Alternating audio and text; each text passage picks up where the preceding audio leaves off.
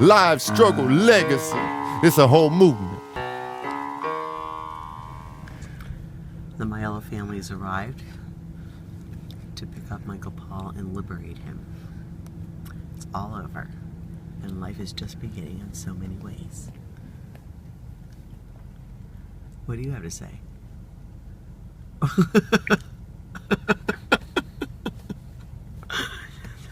I'm nervous.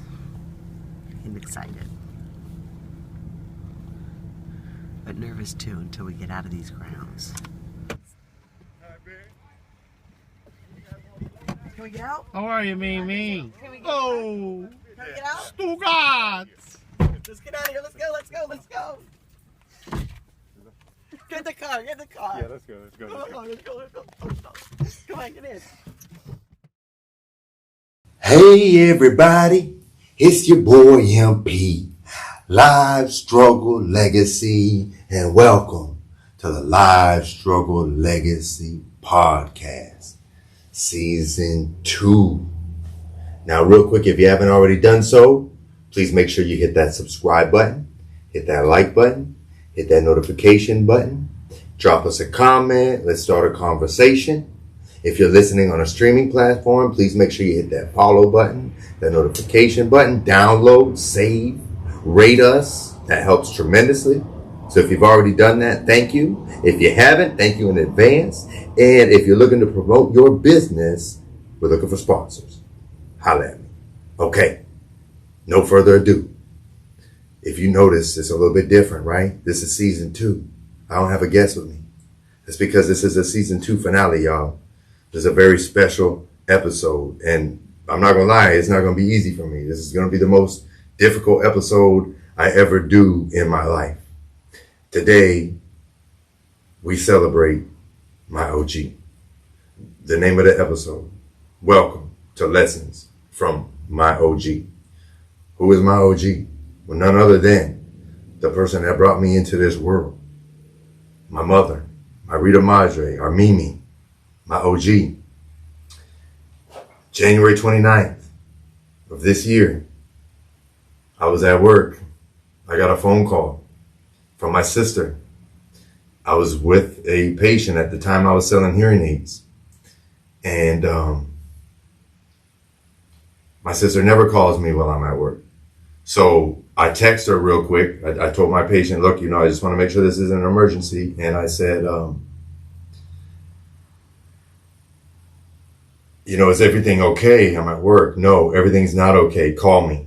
So I told my patient I had to step out. I called my sister. She said that my grandmother found my mom unconscious and they're on their way to the hospital, but they didn't know which one.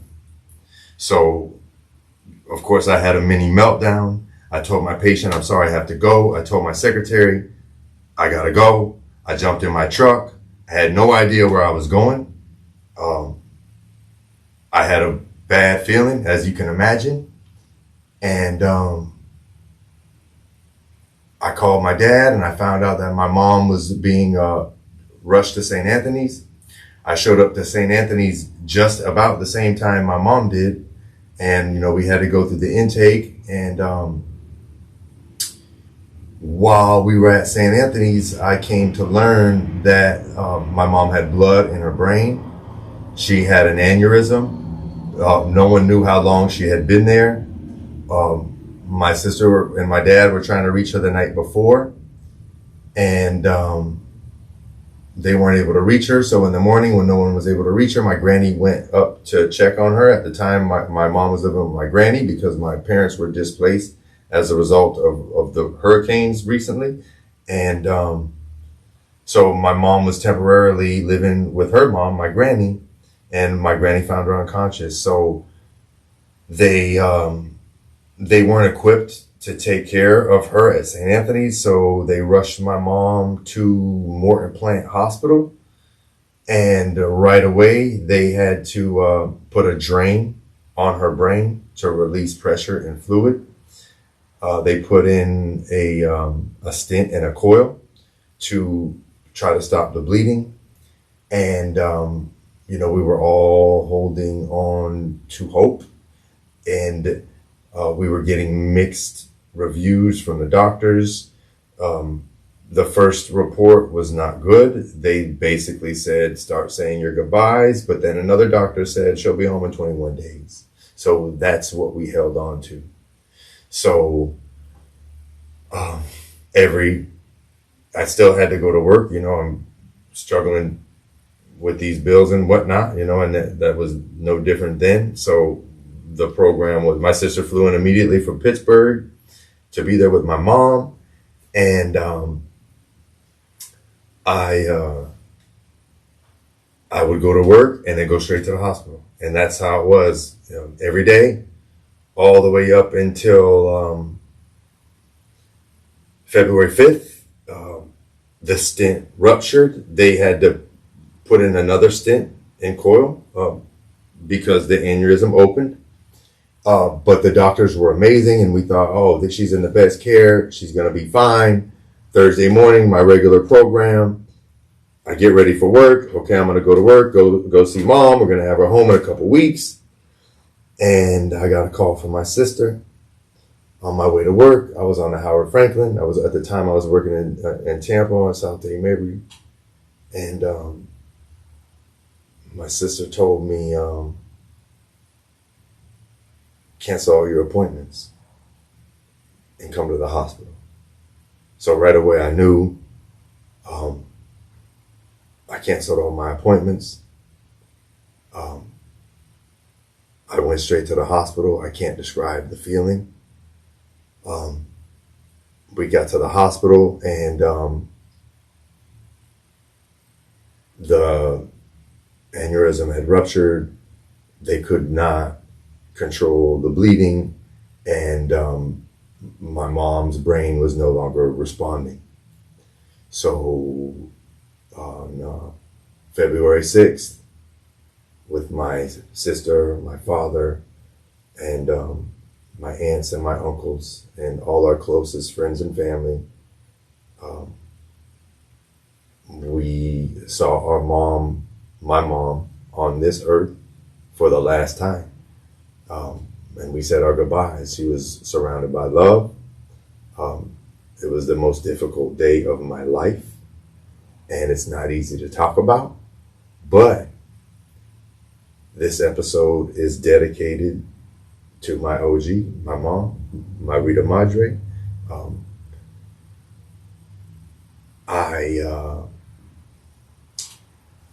I've been trying to prepare for this, but how can you prepare to talk about something like this, right? I mean, there was no way I was prepared to lose my mom, but deep down, I know that I didn't lose her. She's with me. She's all around. I feel her in the warmth of the sun, in the breeze, in the salty air. My mother was a beach baby. And so, her heart was Paso Grove Beach. She was born and raised. I really felt compelled to close this season out, dedicating it to my mom, because my mom loved this podcast more than anybody. When I did my very first episode, I'll never forget the pride that my mom had in her son and how much she loved it. And she just loved it. She was so supportive. And then I started to tell the story, right, throughout the podcast. If you listen to season 1, in 15 episodes, I tell my life story. And of course, my mom is a big part of that story. But there were some things that my mom wanted to clear up because, I didn't always paint her in a perfect light, but that's just the way life is. And so, in retrospect, it's like, damn, I'm not trying to make my mom out to be, anything that wasn't love and light, because that's all that she was. But at the same time, it was a story that had to be told, and it was a truth. And my mom wanted to come and clear up her truth and share her truth with you all. And unfortunately, she never had that opportunity. I will tell you that as long as I've been alive, my mother struggled with her mental health a little bit. And not to say that she was crazy, but, she would medicate. And, we would joke a lot because she would do things like lose keys and, this and that sort of thing. and just be a little bit forgetful and be late most of the time. I mean the things that I love about my mom to this day, and things that I inherited and I used to like kind of be ashamed of, embarrassed of, but in her passing, I can sit there and like find comedy in these things and pride in these things. Like, listen, I am my mother's son. I was a mama's boy. As far going all the way back to the crib, I was definitely a mama's boy. So as you can imagine, losing my mom, there's like a big gaping hole in my heart. It may not be noticeable on the outside, but I've not been the same since. Energetically, it's like a piece of me is gone too. But I'm keeping it together. I'm going to continue to keep it together. And I'm going to clear up my mom's name and face as best I can in this episode, since she didn't have the opportunity to come on here and do it herself. I want to dive a little bit deeper and share what I think is my mom's perspective in terms of, story. So we're going to go back. We're going to tell some stories. I'm going to celebrate my mom. I'm going to share some lessons, because this podcast episode, welcome to Lessons from my OG, because she was the true OG, y'all. And if you're not hip to, the language, original gangster, my mom was a gangster. She was a gangster. When I tell you she was a gangster, I don't mean that disrespectfully. What's the definition of a gangster? Well, I was always told the definition of a gangster is somebody who always stands up for what they believe in, no matter what.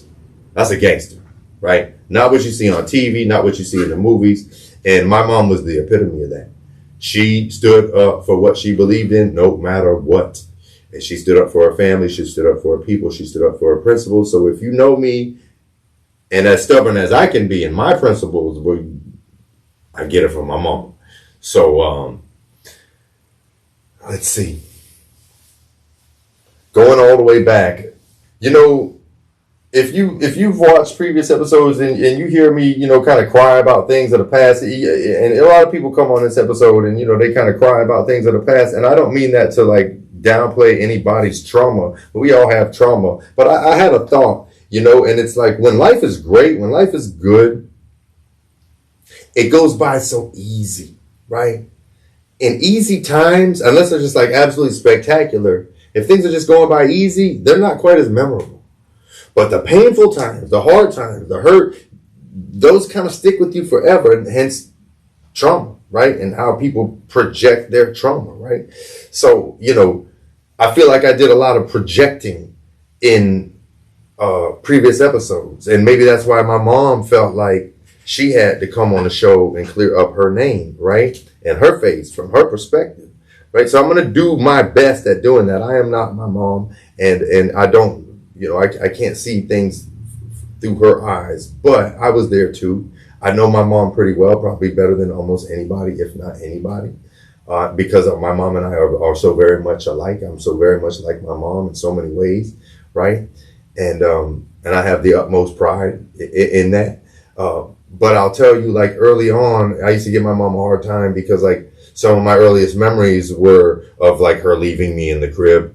You know what I mean? And leaving me to cry and then closing the door. You know what I mean? And me being a cry baby mama's boy. It's like, how would you do that? You're just going to leave me in the room and close the door and I'm crying, right? You know what I mean? But it's like, well, at the same time, my mom had a lot going on. And, she needed her time and space, right? And a baby doesn't necessarily have to be coddled all the time, right? I remember other memories not too far past that. My father wasn't always around. He was away on business a lot. At some point, he was in prison for a long time, and my mom had to hold things down on her home, right? And life doesn't come with handbooks, right? So we do the best that we can given our experience, right? And our understanding. So, I was a lot to deal with. And in retrospect, like the things that I used to criticize my mom for, like my mom used to lock me in the room and I used to rage. I used to rage when she would lock me in the room. And I remember there were like holes in the door because my daddy wasn't around. It was just, we were in the middle of the desert. My mom couldn't call her brother, my uncle. She couldn't call anybody. It was just her, my older sister and me. My older sister and I would war. And then my mom wouldn't be able to control me, so she'd lock me in my room, and I'd rage. I'd throw my Tonka trucks at the door, putting holes in them. I'd like, the door was pretty much destroyed for me trying to get out. So, later on in life, I'm like, oh, see, this is why I have rage. I blamed it all on my mom, but it's like I didn't think about, what it was like from my mom's perspective, having to deal with this fiery ass boy, and probably needy as all can be. Like I said, I was a mama's boy. So it's like I want to give my mom some grace in this episode, because I think that I gave her more of a hard time than I did, giving her flowers. And on a quick side note, I got a real close homeboy, my birthday twin. I want to give a special shout out to my birthday twin. We were born on the same day, September 20th. That's my homie Chris Cage, formerly known as Dub B. We've been making music together over 20 years. We're still making music together to this day. And my brother Dub lost his mom, I want to say in 07, 08. And he had a really hard time. Right? Maybe it was later than that. So forgive me if I'm not good with dates and all that. It might have been a lot later than that. But the point is he lost his mom, right? And he had a real hard time, as I'm having a real hard time right now, right? And I remember venting to him about my mom. I'd be fighting with my mom, and it was always about my son and me trying to set boundaries for my son so that my son didn't ever have to feel like the way I felt, victimizing myself and like trying to protect my son and setting all these firm boundaries with my mom. Like, okay, if you're going to be with your grandson, you're going to be with him under these terms, right? And my mom and I, we bumped heads like a motherfucker behind that. I mean, bumped heads like a motherfucker. My dad too, because my whole thing is like, certain things that I didn't feel were all that great growing up. Like I love my parents with all my heart. I couldn't ask for different parents, ever in a million years. Like they were amazing. I was blessed to have a mother like that.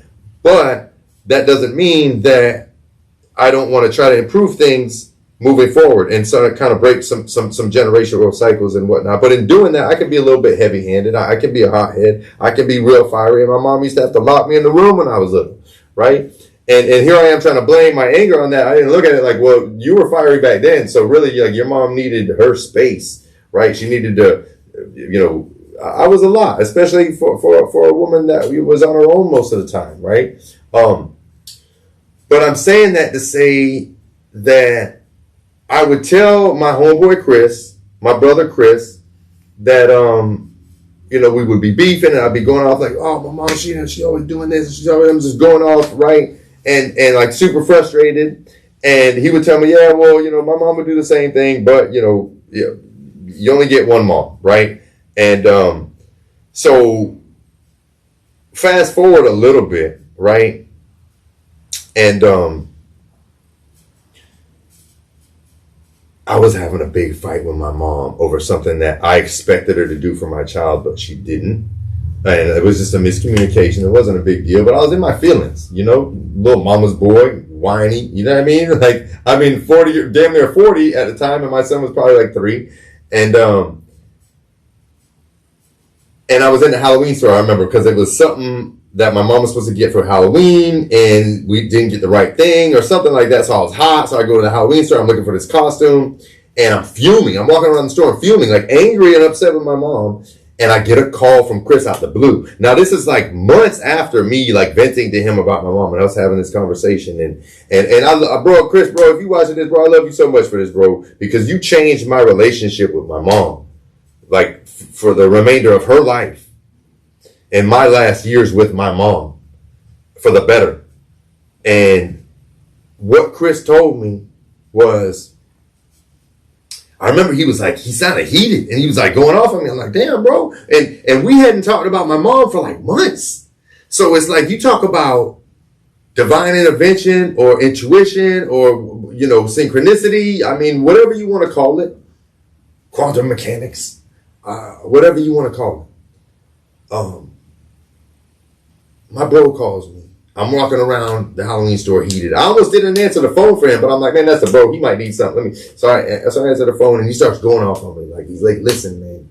He had no idea I was beefing with my mom, mind you. He had no idea. Like, not in that moment. It's not like me and my mom were always beefing. It was months before. I can't emphasize that enough. How out of the blue this phone call was. That's why I want to reiterate. So, my bro Chris is like, let me tell you something, Mom. Let me tell you something, Mike. Let me tell you something, MP. Your mom is always going to be like this. She's always going to be like that. She's always going to frustrate you. She's always going to piss you off. She's always going to be doing things that you think are dumb as hell or crazy as hell, whatever. He's like, but listen, man, you're not always going to have her. You're not always going to have her. And I could feel the tears in this man when he tells me that, because he lost his mom, right? And they were beefing to the very end. And let me tell you something, man. When my bro told me this, something in me snapped. And I cherished every moment with my mother from that moment on. And my mom was doing something like crazy or silly or just whatever, like frustrated, I would just laugh it off and I'd make a joke. You know what I mean? And so that conversation changed the last 2-3 years of my life with my mother and gave me the best 2-3 years of my life with my mother that I have ever had. And I'm going to pick up on that in a moment, but I just want to share that. And I'm going to give a special shout out to Chris, right? Because now I'm going to go back to when our life wasn't always peachy and my relationship with my mom wasn't always peachy. And it goes to show you that bond, right? Because life is extremes, right? Like extreme polarity, right? Look at politics, like love, hate, right? You know what I mean? Or love and fear, like everything. You got these extreme polar opposites, right? And I'm saying that to say, like, when you really, really love somebody, the opposite of that, like when you're not on good terms, it's not hate, but it's just like an extreme emotion, right? And so being this mama's boy, growing up and loving my mom and having all these expectations of my mom, there would be this extreme swing of emotion of like disappointment, right? And that's just, again, that mama's boy, childish, needy shit, right? That I've developed over the years, right? Having mommy issues, so to speak, and abandonment issues, so to speak, right?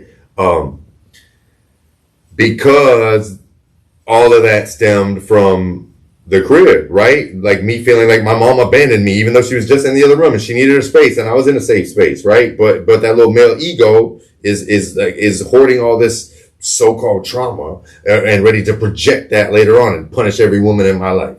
You know what I mean? Especially my mom later on down the road, right? Through this projected trauma. I hope y'all are taking notes. I wasn't trying to go into psychology 101, but we here now, right? So, my mom would medicate. I told you that. You know, she would deal with mental health issues. But when my mom showed up, she was the light of the room. Like a smile like no other, a love like no other. My mom was the Easter Bunny. She was Santa Claus. Like all these things, all these magical moments that I put into my child's life. Like how I don't even know how I know how to be this perfect Santa for my son with the little perfect stocking stuffer gifts and the little Easter eggs and you know what I mean? Like all these little intricate, like, just nurturing details. Like my mom was the epitome of nurture, right? And that's so rare. And I'll be real, like no disrespect or offense to nobody, but I have yet to have met a woman as nurturing as my mother, right? And it's like it didn't always feel like that, because in order to show up like that, in order to show up with this incredible positive energy, with this incredible light and this warmth, you gotta rest. You got to rest and show up like that, because my mom wasn't going to show up half-assed. She wasn't going to show up if she couldn't be this. So she would take rest. She would disappear in the room, lock herself in the room, which I used to rage about. But I didn't realize my mom had to rest and recover so she could show up and be this incredible mom. And in the midst of that, remember I told you the easy times we forget about. It's those hard times that we hold on to. So I'm forgetting about how this incredible, loving, nurturing woman, you know, coddled me throughout my childhood all the way into my adult years. I'm forgetting about all that because I'm thinking about the times that she wasn't available, those times that she needed for herself. And then I want to call myself having abandonment issues. Motherfucker, your mama never abandoned you. She was just in another room doing self-care shit. You know what I mean? So it's like, that's just me going in on myself a little bit. But,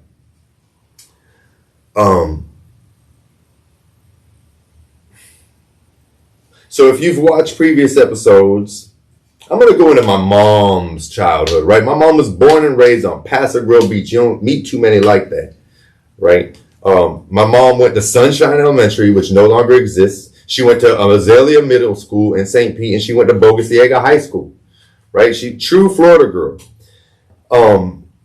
My mom had this responsibility for her siblings. She was the oldest sister. My grandmother had her at 17. My grandmother was a very incredible woman, a very hardworking woman.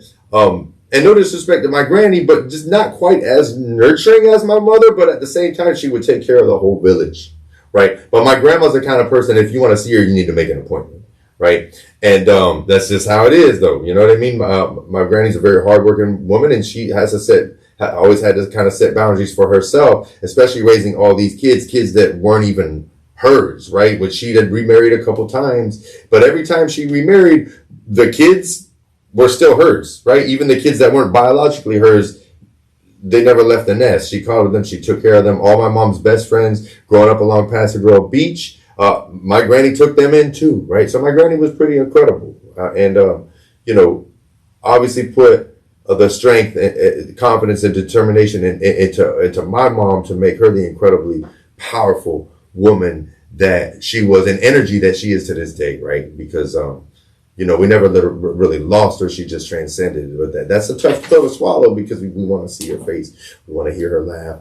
We want to feel her touch, right? But she's here. She's here right now. I'm channeling her in this episode. And hopefully I'm doing a good job for you, Mom. But my mom wasn't fond of her father. But the interesting thing is that I don't think my grandfather, her father, ever really did anything to her. Matter of fact, like, he babied her and spoiled her. Like, he was her little baby. Even though my mom was always into some shit, she could do no wrong in his eyes. But my mom was so protective of her mom and her siblings. He did do my granny wrong, right? I'm not trying to ride on my grandpa, but it is what it is, right? We tell the truth on this podcast. And sometimes we got to hurt feelings, not intentionally, but I mean, hey, it's the story and we got to get it out. So my mom didn't like the way that my grandfather handled my granny from an early age. She didn't like the way that my grandfather handled her brother, his son, from a really early age. So, they did not see eye to eye ever. And I remember when I was a child, we didn't even get to see him. And I remember she'd try to let him in, and then she'd be like, no, he ain't changed. Fuck that. No more grandpa. No more grandpa. Right. So I barely saw my grandpa. I actually started to kind of build a relationship with my grandfather when I was in prison, which I'm grateful for, because, he passed away in, shortly after my son was born. I want to say, January of, 2019. But I'm saying that to just kind of give you an idea of who my mom was. She was a strong, independent woman, and she protected everybody. She protected all her friends.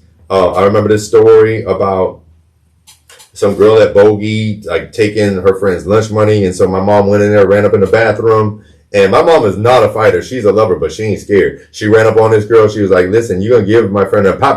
The girl hit my mom with like a 3-piece. But you think my mom cared? Like, my mom was like, no, I don't care. Like, you ain't going to kill me. Like, you're going to give my friend back, like, bleeding all out of her face. She's like, you're going to give my friend back her lunch money type shit. Like, that's, my mom was an OG. Like, she looked out for everybody around her. My mom's first job was at Publix, right?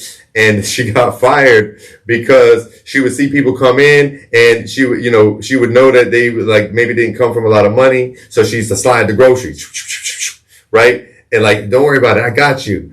Well, that job didn't last long, but she wasn't intending to steal, but she's like, look, they ain't got no money. Like, we got to show a little bit of love. You're Publix, you're a big brand. Let's, you know what I mean? Let's do a little charity, right? And, that's just who she was. When my mom was 17, she left home. She always loved music, always singing and dancing. That's where I get it. I'm gonna tell you a story about this shirt in a minute. But when my mom was 17, she left home and moved to Cocoa Beach and was a DJ in Cocoa, Florida, on her own, just doing her thing, right? So that's where I get my passion from music, and I just found out recently. So like something that we did for my mom's service, we didn't do a funeral. We didn't wear black. Everybody wore bright, beautiful colors, and we celebrated her life in bright colors. And we had something called what we call a kudo board online, where you could submit pictures and stories. And my mom's unbelievable friends who were like her sisters. I mean, my mom had the same friends from like birth all the way up until she gave her last breath on this earth. Had the same friends, and that's super rare. And I know I get that from my mom too, because I got a group chat right now with 5 of my homeboys that I've known over 25 years, and that's just in that group chat. If you know me, I'm still friends with everybody, unless like they switched out on me or something. I ain't never switch out on anybody. And my mom was the same way. She'll never switch out. She might have to set up a boundary, but she'll never switch out. Right. And I get that from my mom. But this is more lessons from my OG. Right. But my mom's name was Marguerite Catherine Lucas. She kept her mother's maiden name because of her disagreements with my grandfather. His last name was Spieler, but my mother chose to change her name and keep Lucas all the way through marriage through my father. She never took on my father's name. That's how much pride that she had in her mother's heritage, right? And again, a big supporter and protector of everybody in her family, whether it be her own mother or her siblings, her children, her friends, animals. I mean, any sentient being that came into my mother's space, she would make sure to protect and advocate for. My mother never said a bad word about anybody. Anybody, not even her own dad. She never told me the stories. I learned some later on. They're not worth talking about. So I'm not trying to air out a bunch of bad shit on this episode, because my mom wouldn't want that. My mom never said a bad thing about anybody. I'm talking about they could be her enemies. They could be my enemies. She wouldn't say a bad word about anybody. And if you try to gossip and talk bad about people, watch how fast my mom would leave the room. She ain't even try to be there for it. Right? That's a lesson I need to learn from my OG, because it's easy to get caught up in that shit. It's easy to get caught up on rants. Right? So that's something I'm working on, y'all. So I appreciate you, Memes. I appreciate you, Mom. I appreciate you, OG. Marguerite means daisy in French. My mom was such a beautiful flower, and a sunflower, right? She truly was a sunflower. She thrived in the sun, and even though she couldn't be in it long because my mom had red hair and freckles, so the sun didn't agree with her skin. But that didn't keep her that didn't keep her out of it. She loved the beach. She would always have her umbrella, her shades, her sunscreen, and she would be at that beach with her toes in the sand as often as she could.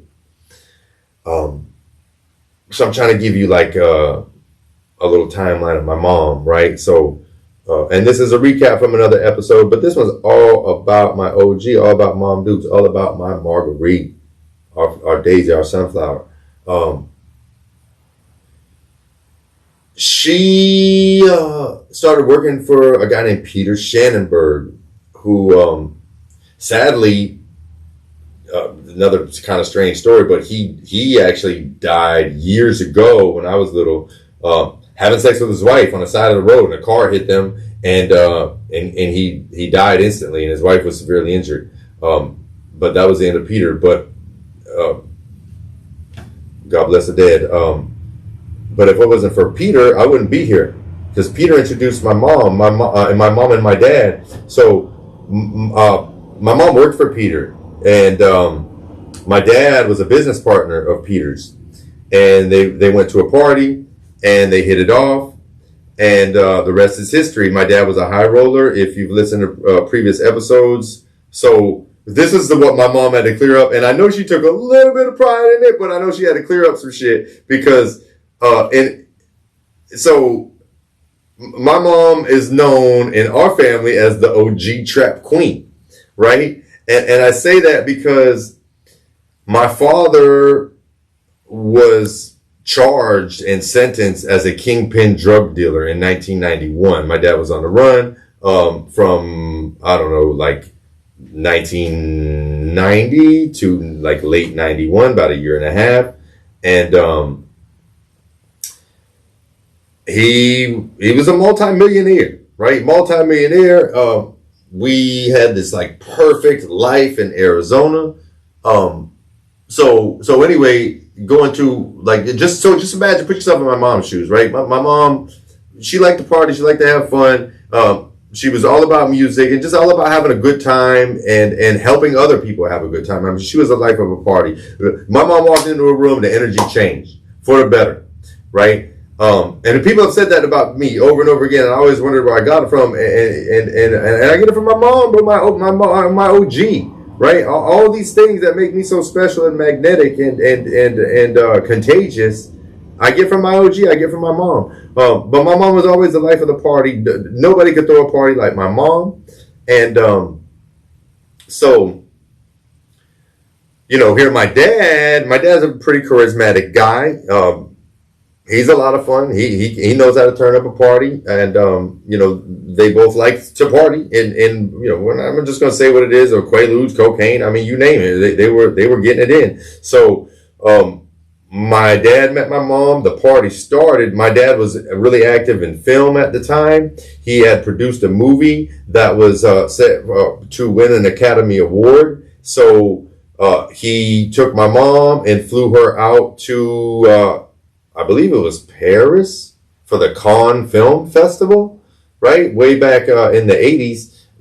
And that's when my sister was conceived in Paris, right? And shortly after, they went to a film festival in Sao Paulo, Brazil, where the Academy Award-winning film Kiss of the Spider Woman and was filmed. And that my father was an associate producer on that. But anyway, he took my mom out there for the party, and that's where I was conceived in Sao Paulo, Brazil, according to my parents, right? And so my sister and I were both born in Scottsdale. So I believe my parents met at a party in LA. My mom was going to clear up some of these facts, right? But you know, I'm going to do it for her. So as best as I can. And then they ended up in a little area called Paradise Valley, right outside of Scottsdale. And if you're not familiar with that area, it's a super high-end, fancy area of Arizona, right? But eventually my dad bought a big plot of land in the desert, and at the foot of the Superstition Mountains, Gold Canyon, Arizona, and that's where I had like my golden years as a child, right? And and my mom had like the freedom to just be a mom. That's why my childhood was so golden and so easy, and I don't even remember a lot of that because it was so easy. Remember what I said early on, like the easy times, they go by so smooth like butter, and they slip your mind. You never even remember them, right? And then it's the trauma that we hold on to and the trauma that we remember, right? Because it left a deeper, harder impression. But my mom was able to be so nurturing because, you know, my dad was a high roller. We had a nanny to take care of us so my mom could rest. We had maids so my mom could cook, but then they would clean up. My mom didn't have to worry about doing laundry and folding laundry, right? So my mom had it made, and my dad made sure that she had it made. So, and my dad wasn't around a lot because he was doing his thing, right? He was moving and shaking. So, eventually, my dad's friend got busted in a bad deal, and he ended up, you know, doing what people do, rocking the mic. If you don't know what that means snitching. And he went to the grand jury on my dad, and my dad was a not so fun fact. So I had these neighbors that lived down below, and if you remember in this previous episode, if you watched it, if you didn't, I mean, I'm gonna give it to you now. I had these neighbors that lived below me. When we lived in the desert, there wasn't a house near us for a quarter mile. We were at the foot of the Superstition Mountains, all desert, beautiful land, all raw, undeveloped land. And this was the land of, I believe it was either Navajo or Apache. So forgive me if I'm not on point with my tribal names of indigenous peoples. But I found arrowheads multiple times right there in our yard. And if you walk a quarter mile up into the Superstition Mountains, just a quarter mile from our house, you see all the hieroglyphs, right? So like real, true Wild West, y'all. I've seen Gila monsters several times. If you don't know what a Gila monster is, it's a super rare endangered lizard that'll kill you with its venom. I've seen them multiple times. Scorpions, tarantulas. Like this is my childhood, and so my only friends in the neighborhood lived down below, and it was kind of an odd kind of couple. It was a Native American woman and a German man, and the two, they each had a child. It was quite obvious they were not blood related. They were both from separate marriages, but they were one big happy family. And so it was Karen and I believe his name was Gertrude, if I'm not mistaken. It's not important, but the boys were Ira and Time. Ira was 15, so he was like, I don't know, however many years older than me, a lot older than me. And then or Time was the German boy. He was like 15, and then Ariel, he was like probably like 7 or 8, so a couple years older than me. So I was probably about 6 or 7 at this time, right? This was right when the peak of my dad's shit. This is when the shit hit the fan and my life changed forever. So my mom's life changed forever. This episode is not about me; it's about my mom, right? But who would I be without my mom? And so I remember we were messing around at the desert. And Taime's dad, he had all these guns. Like, first gun I ever shot in my life was with Taime. All these guns. I mean, every gun you can imagine. And you talk about scary times. The parents were never home. I had no idea what the hell they were doing. I don't know what they were working or what. They were never home. So it was just always be me, Ariel, and Taime. And I used to love hanging over there because my parents were like health freaks. And I used to think that my parents were like evil because they had like organic peanut butter and wheat bread, and I wasn't allowed to drink sodas. I wasn't allowed to have sugar cereal, and so, I thought my parents were evil because when I went down to Time and Ariel's house, I could have Wonder Bread with the Oscar Mayer ham and American cheese with the pop top Kool-Aids, and I felt like I was living a dream over there with all this toxic bullshit, right? But I used to love hanging over there. So anyway, this particular night.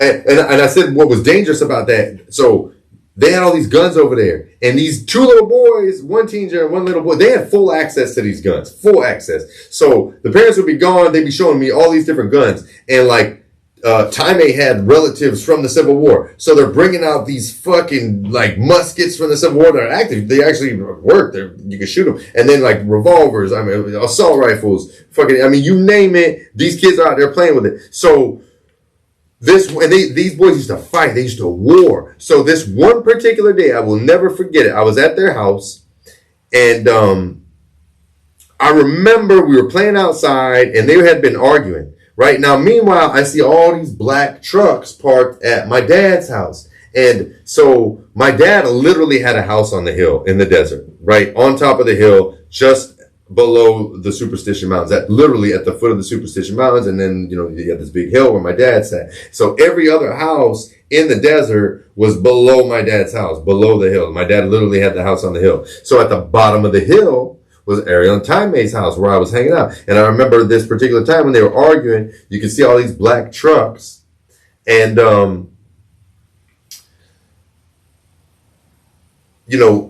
at first, I'm like, what the fuck's going on? But quickly, I was distracted, right? And you talk about divine intervention and how things happen. Ariel and Taime were arguing, right? And I will never forget this because I'm literally traumatized because of this shit. I was about 6 or 7 years old, and Taime upped the fire on Ariel. If you don't know what that means, he pointed his pistol, right? There was this little 22 revolver pistol. I believe it was the one I shot, so I know it was a real gun, right?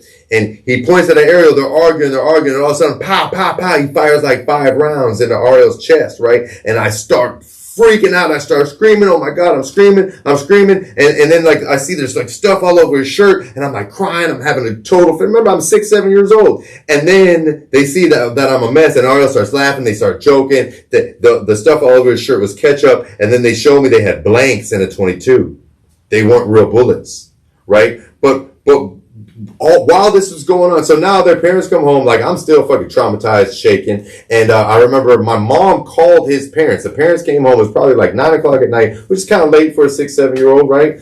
And my mom said, "Hey, listen, tell Michael Paul, tell him he can stay late, if he wants." And my mom never let me stay over there late. I'm happy as hell because I'm about to have ham and cheese for dinner. I'm about to have pop top Kool-Aid for dinner, right? And then my sister just so happened to be at another friend's house. And I can't tell you how rare this was for us to be at people's house. We lived in the middle of the desert. My dad had all kinds of things going on where he would not want kids coming to our house. So we weren't allowed to have kids over at our house. We had to go to people's houses, but that was so rare for us to do because my dad lived this super secretive life, right? And I'm about to tell you why, right? So that night, my mom probably got me around 10, right? And then my sister too. And then we went back to the house, and we went into the house. We go to our bedroom, and it was completely trash. Our bedroom was completely fucking trash.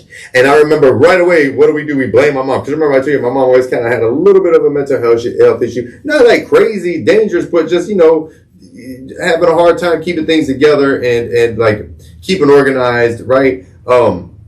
It doesn't take away from any of her magic. Matter of fact, I think that was a big part of her magic, right? But she would have a hard time sometimes. So for us, it was a little bit normal. We're like, "Damn, Mom, what the fuck you do? You ain't here fucking our shit up?" Wait, she was like, "Oh, I was looking for something." You know what I mean? Like she totally played it off, totally kept it cool, solid as a motherfucking gangster, right? The OG held it all in, didn't let us see her bat an eye. And I can't tell you how many times in my life she's done that. Like the world could be falling and you would never know because my mom stayed so strong, so firm for my sister and I, so that we never ever saw my mom sweat. We never saw her, you know what I mean? Like she would go lock herself in a room to do that, right? To fall apart. But she would always keep it together in front of us. Always, always, always to demonstrate that strength, that confidence, right?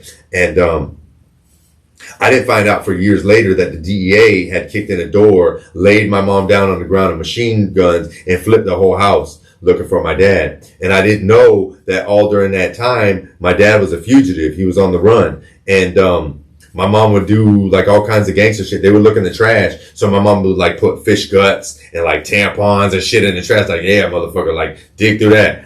Right? The OG, yo. And so anyway, my dad was on the run, and I didn't see him for a really long time because we were little. And I remember, this is just a funny little side note. Every day after school, I would go over to these people. They were named the Matusios. Shout out to Matusios. This was like a Native American family that lived right across the street in a little town called Apache Junction. It's kind of like a rough around the edges town with dirt roads. This is right across the street from the elementary school that I went to, Gold Canyon Elementary. And Mitch, who unfortunately passed to cancer way back then, he was the first person I ever knew to pass to cancer. Mitch was the dad, and Mitch would sit in his chair all day long and listen to a CB radio and listen to like police and like ambulances. Don't ask me why. That was just his thing, right? So we'd be upstairs playing the Nintendo or playing with G.I. Joes, and Mitch would be down there watching whatever. And this was like my little aftercare after school every day, right? And Mitch was real close with my dad, and I remember them telling me about Mitch's friend, Mike the cop, right? This is my first experience with law enforcement. And I'm not trying to be out here dogging out law enforcement. I understand there are people with jobs, but, at the same time, I could say fuck the police because I'm going to tell you why. So fuck Mike the cop. Let me just say that. So in that context, yeah, fuck the police, right? Mike the cop. And if you're a police officer watching this show and you're a good guy and you don't go fucking abuse your authority, I apologize. But, I mean, don't follow the gang. We already know you motherfuckers stick together when you shouldn't. So I'm not going to open that can of worms. I'm just going to talk about Mike the cop, right? They would always say, never talk to Mike the cop, never talk to Mike the cop. And I could never know where my dad was or when I was going to see him because, I'm 6 years old. And when you're that age, you got loose lips, right? So Mike the cop would come over, and then I don't know how he knew who I was, but he pretended to be my dad's friend. He's like, "Hey, I'm Mike the cop. Where's your dad? Your dad's my best buddy." And I fell for it at first. I'm like, "Oh yeah, I don't know where my dad is. You're my dad's friend," and I get all excited. You're my dad because I loved all my dad's friends. Like I loved them, but they would treat me like a young prince. Well, later on, I found out Mike the cop wasn't shit. He was trying to get his little Junior G badge award by giving up my father. He was just some little local fucking peon Apache Junction fucking city cop, right? But when my dad was a big fish, right? And I give you an idea of like that level. And I'm not trying to glorify this shit because it caused myself, my mom, my sister, my family a whole lot of pain. So by no means am I trying to glorify this shit, but I'm trying to emphasize the gravity of the situation, because Ariel, the one that lived down below the hill, the one that got fake shot in the chest, and I about had a heart attack with the guns. Blanks, if you don't know, blanks they're like what they use in movies, like stunt caps. They have a blast like a real gun, but it's just a noise. And you even see a flame come out though. That's what's kind of scary about them. A flame comes out the barrel because they're the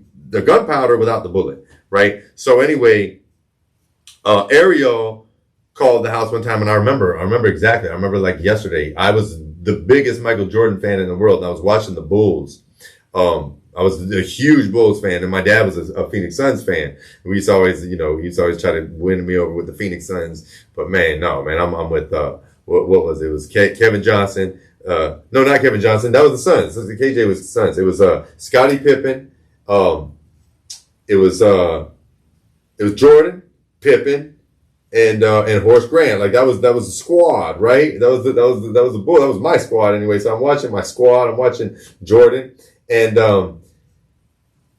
my friend calls, and I never get phone calls. I'm 6 years old. When am I ever going to get phone calls? So I get a phone call, and it's Ariel. And I remember him laughing and laughing. He's like, "Oh, Mike." He's like, "Mike, there's some," he said, I remember exactly. These are exact words. He said, "There's some jackass on America's Most Wanted with the same name as you." Ha ha ha. And I'm like, "Yeah, whatever, motherfucker. I'm trying to watch this Bulls game." Like I didn't, I remember being frustrated that he even was calling and saying that. Like, who cares if somebody's on America's Most Wanted with the same name as me? Boy, years later, I found out it was my dad, right? Because I am a junior. And it wasn't like they had a whole big thing on my dad on America's Most Wanted. But if you remember the show America's Most Wanted back in the day, and at the end, they would show like a brief little story. They would show a picture. And the crazy thing is, they had my dad fucked up. They were like wanted for the murder of DEA agent Kiki Camareno, tied in with the drug cartels. And they made out my dad out to be like this horrible person. So of course Mike the cop comes along. He's like, "Oh yeah, I'm gonna win all the points. I'm gonna manipulate this child and get him to turn on his dad," right? But shit, you got me fucked up. Anyway, fast forward, my dad was on the run, so we all went back to Florida from Arizona. This is a really, really tough time for us all. We were renting a house on Paso Grove Beach, 2 doors down from the Dawn. We could walk right outside the house and be right there on the beach. Like you talk about magical years. How many people get to have that? I got to be grateful because I would spend my summers walking literally right out the back door and back then Paso Grove Beach, they weren't doing all the dredging like they do now. So it wasn't all like there weren't a bunch of shells and sharp. It had powder white sand. When you walked on, your feet squeaked. That's how beautiful Paso Grove beaches were back in the day, right? And that's what was my childhood. We walk out there with squeaky feet, you know what I mean, through the sand, straight into the water. I was so dark from being in the sun. I looked like a little Indian boy, like an Indian boy. Like that's how dark. I looked like Mowgli from the Jungle Book. You know what I mean? That's how dark my skin was from being in that sun every day. And so, and again, like during this time, I could never know when I was going to see my dad. He would just pop up at the back door and we'd all freak out. We'd think there was somebody trying to get in the house, and it would be my dad.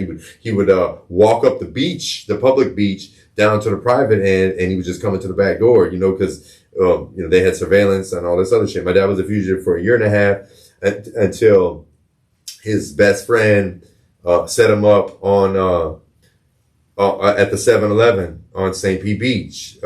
So not so fun fact, like everybody in my family has been detained on St. Pete Beach, including my angel sister, who's never been to jail, but she was detained. Sorry, sister, don't mean to put you out there like that. But look, we telling the truth over here. we had every single person in my immediate family had been detained on St. Pete Beach. And that's why, like, when I was doing my thing in the streets and people used to be like, let's go to the beach. I'm, man, fuck the beach. I'm not going to the beach. I didn't go to the beach till way later on, until I was like clean, not doing anything, not doing any dirt. You know what I mean? Like, because I'll be damned if I go to this jail on the beach. But my dad got set up at the 7-Eleven on St. Pete Beach, right across the street from, what is it, like Jimmy B's or whatever. But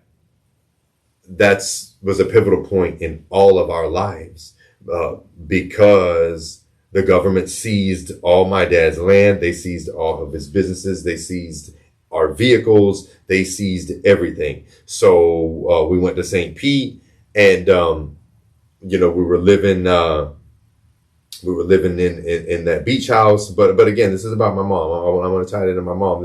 But my mom went from having maids to and having a nanny for me, to having to do everything on her own, right? And as a single mom, even though my parents were together, my dad, well, first he was on the run, and then he got set up. Now my dad's incarcerated, and they're talking crazy numbers. They're talking life. They're talking murder for the DH, and that was just some bullshit that they do to throw people out there. The government, they use scare tactics to get people to snitch, right? And I'm not trying to open up, that's a whole nother podcast, but my family was deeply affected by this, deeply affected by this. So, they had to shop around for a house. My dad wasn't a millionaire anymore, so he had to find a place in the south side of St. Pete, which, at the time had this stigma. And you talk about like a total culture shock change. I went from being a desert baby in Arizona, having no friends and neighbors, to living in a much more urban area in the south side of St. Pete, right? And my mom went from having all this help and all this money, and my dad did leave her with money, but with unrealistic expectations, because my mom had this crazy lifestyle, right? And so her cost of living was super high. Like, money wasn't a thing. And then all of a sudden my dad expect her to know how to budget. Like, come on, that ain't fair. And I see this in retrospect, because at the time, like, I was like team dad. I was like, yeah, mom, get it together, mom. Yeah, mom, get it together, mom. Like, my dad would be calling from prison, and I'd be dry snitching. Oh, mom did this, and mom did that. Yeah, mom. And it's like, in retrospect, that fucks me. It makes me feel fucked up about myself. You know what I mean, mom? Because my mom would never. My mom would never. She would, like I said, she wouldn't talk bad about anybody, period. Not even her enemy. And here I am airing her out to my dad, right? But at the time I was hurt. I didn't have my dad. I didn't have a lot of role models. Every time I walk out of the house, I get a call to cracker and punching them out. You know what I mean? Like, that's literally how it was back then in South St. Pete. And everybody used to make fun of me because my mom wouldn't let me cross 4th Street. Because where we lived was this like nice little area, like nice little neighborhood right down the street from this historical mansion. You know what I mean? But then you cross 4th Street, and in my mom's word, it's a whole other world out there. I wasn't allowed to cross 4th Street, and I would give my mom a hard time about these things, but this is my mom's way of protecting me. But where my mom, like, I could never criticize her, was amazing, like, made me who I am. But one thing I could say, like, with my OG, she was so tuned in with me. She knew what made me tick, and she gave me this freedom that I really emphasize as a parent, right? Again, lessons from my OG that I passed down to my child. My mom always made sure that I had the things that I wanted to create the identity that I chose. She didn't try to force me into a mold. She didn't try to make me be one way or another. If, like, I went through this, nowadays you'd call it emo. I was emo before it was cool. I was into like all this alternative shit and chains and spikes, and, my sister and them would be making all this elaborate jewelry. And, I didn't have a lot of friends back then because I just moved from Arizona, and my friends would punch me in the mouth and steal my money and shit. You know what I mean? So what wasn't the healthiest space to be in. And I'm this super naive, like, desert baby that really knows nothing other than like the desert and, little boy things, right? Not ready for this world in this more urban setting where it's a lot more unforgiving, right? But my mom supported me in, taking me to places like Sam Goody or Tower Records or what's the other place that used to be on 66? I can't think of the name of it, but or she would take me to buy CDs all the time, buy CDs and like shirts from my favorite bands, right? Which weren't ordinary, like 9 and 10-year-olds with fucking, Red Hot Chili Pepper shirt and a Primus shirt and like a Pantera shirt, like I was really into, the grunge scene, Nirvana, Pearl Jam, Soundgarden, like these were my early days of music, and hip hop too. You didn't see the hip hop. The hip hop was kind of hidden in the background. The hip hop started in Arizona with like Dr. Dre, Nothing But a G Thing. I remember that's the first time I saw that video. But I remember my mom took me and bought me the single. You know what I mean? Back then, singles were the shit. She'd take me to the record store and she would let me buy singles. So my mom was kind of cultivating my character, my passion for music. And then, and of course, she was always listening to music. Tom Petty, Traveling Wilburys, Bob Marley, Legend. Like my mom and dad's wedding song was No Woman, No Cry by Bob Marley. And super diverse, like Bonnie Raitt, Lyle Lovett. These were the bands that my mom loved. Elvis Costello. Who else? Who else did my mom really love? So many, like too many to name. New Orleans jazz. And my mom took me to my first concert. My very first concert was at Raymond James Stadium. It was 1995. It was the Grateful Dead with Jerry Garcia, literally like 2 months before he died, in the Black Crowes. It was amazing. It was amazing. I'll never forget it. And as much as I like to criticize my mom and say like she would leave me vulnerable to all these things, I'll never forget. We were at I was about 11 years old. I think I just turned 11. I might have even been 10, but I was like years beyond for that age. And I remember this dude, they were smoking a joint, right? And at the time, I don't even think I had smoked weed, but I wanted to so bad. Like I knew what it was. Like I wanted to smoke weed so bad. And I remember the dude turned around and he went to give me the joint. And I go to reach for the joint. And at just that moment, my mom sees the dude. My mom starts slapping the shit out of that dude. Like, what is the matter with you? He's 10 years old. Like, but that was a memorable show. It was amazing. I'll never forget when Truckin' came on. Like I was a kid. So of course, my favorite Grateful Dead song was Truckin'. Riding that train, high on cocaine. That was another one. That was that shit. And of course the Black Crowes, they were the shit. So like my mom really helped cultivate this passion for music that I had. And shortly after that time, my mom was really active at the State Theater. So shout out to the State Theater and everybody that took me in there like family. Dave Hunley, Tony, rest in peace, Big Mike, all the staff of the State Theater. When I was just this tiny little boy, it was an all ages event. My mom would bring me in. She'd sit me behind the soundboard and she'd do her thing, have her fun, but always make sure I was with somebody, always make sure I was protected. Shout out to Joey, Luann's brother, rest in peace.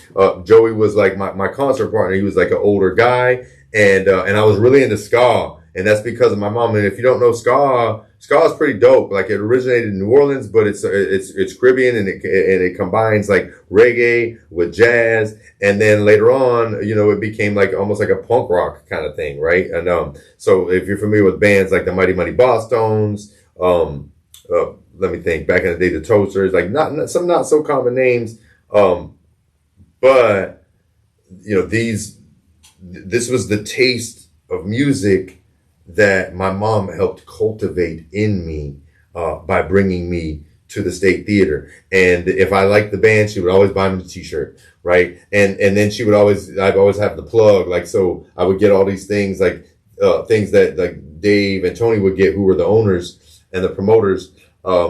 There would be all like these fancy posters, not so much fancy, but like exclusive stuff you couldn't buy in the store. I'd get these posters. I remember I had this 12th birthday, right? And I was always beefing with my mom, but no matter the beef, my mom always had a way of making things so fucking special. And for my 12th birthday, what my mom did for me was amazing. Her and my sister, she got all these posters from Tony, and she put up all my favorite posters of all these. It was all like punk rock and ska, and had the checker flag with the ska guys with the white and black suits on. And then on the top, I had like I forget what the name of what you call this, like a planetarium, all these stars and planets, and she took out the fluorescent lights and she put black lights in there. I mean, what mom does this? What mom? I mean, you talk about me being a spoiled ass brat. No wonder I was a mama's boy. Like my mom showed up for me in ways that like no other parent can. And no disrespect to anybody's mom, but that's my mom, y'all. This episode is lessons from my OG, because like all the ways that I show up for my son, I learned that from my mom. The way that I make sure everything's so special for his birthdays and for like I said, Easter, and for Christmas. And I'm not like a religious person. I'm not.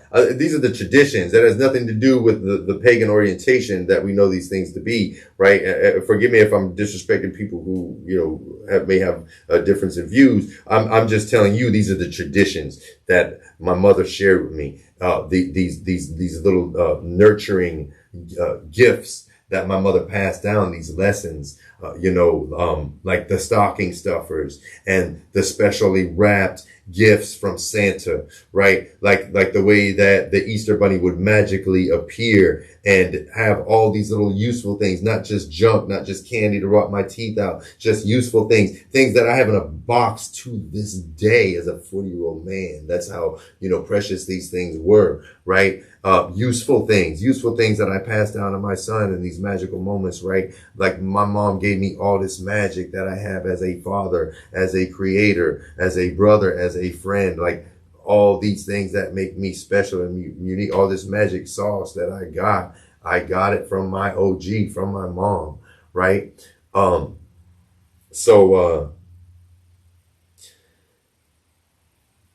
Things were really, really rough when I reached my adolescence, because of course I'm starting to experience hormones. I'm not starting to understand things like fully, and my mom doesn't understand how to, she's a woman. She doesn't understand all of that, right? And she did the best she could, but that was when, she would kind of hide and lock herself in a room a lot, and she would be out at night a lot, and I understand that, because like I remember, so I just want to share kind of a conversation that I had with my mom, right? That's pretty personal, but you know what? I mean, I've been vulnerable on this podcast, and there's going to be no more vulnerable moment than I give you today. When I was and I'm not trying to paint my mom in any kind of darkness. I'm not trying to throw shade in any way. I want you to understand the true essence of my mom.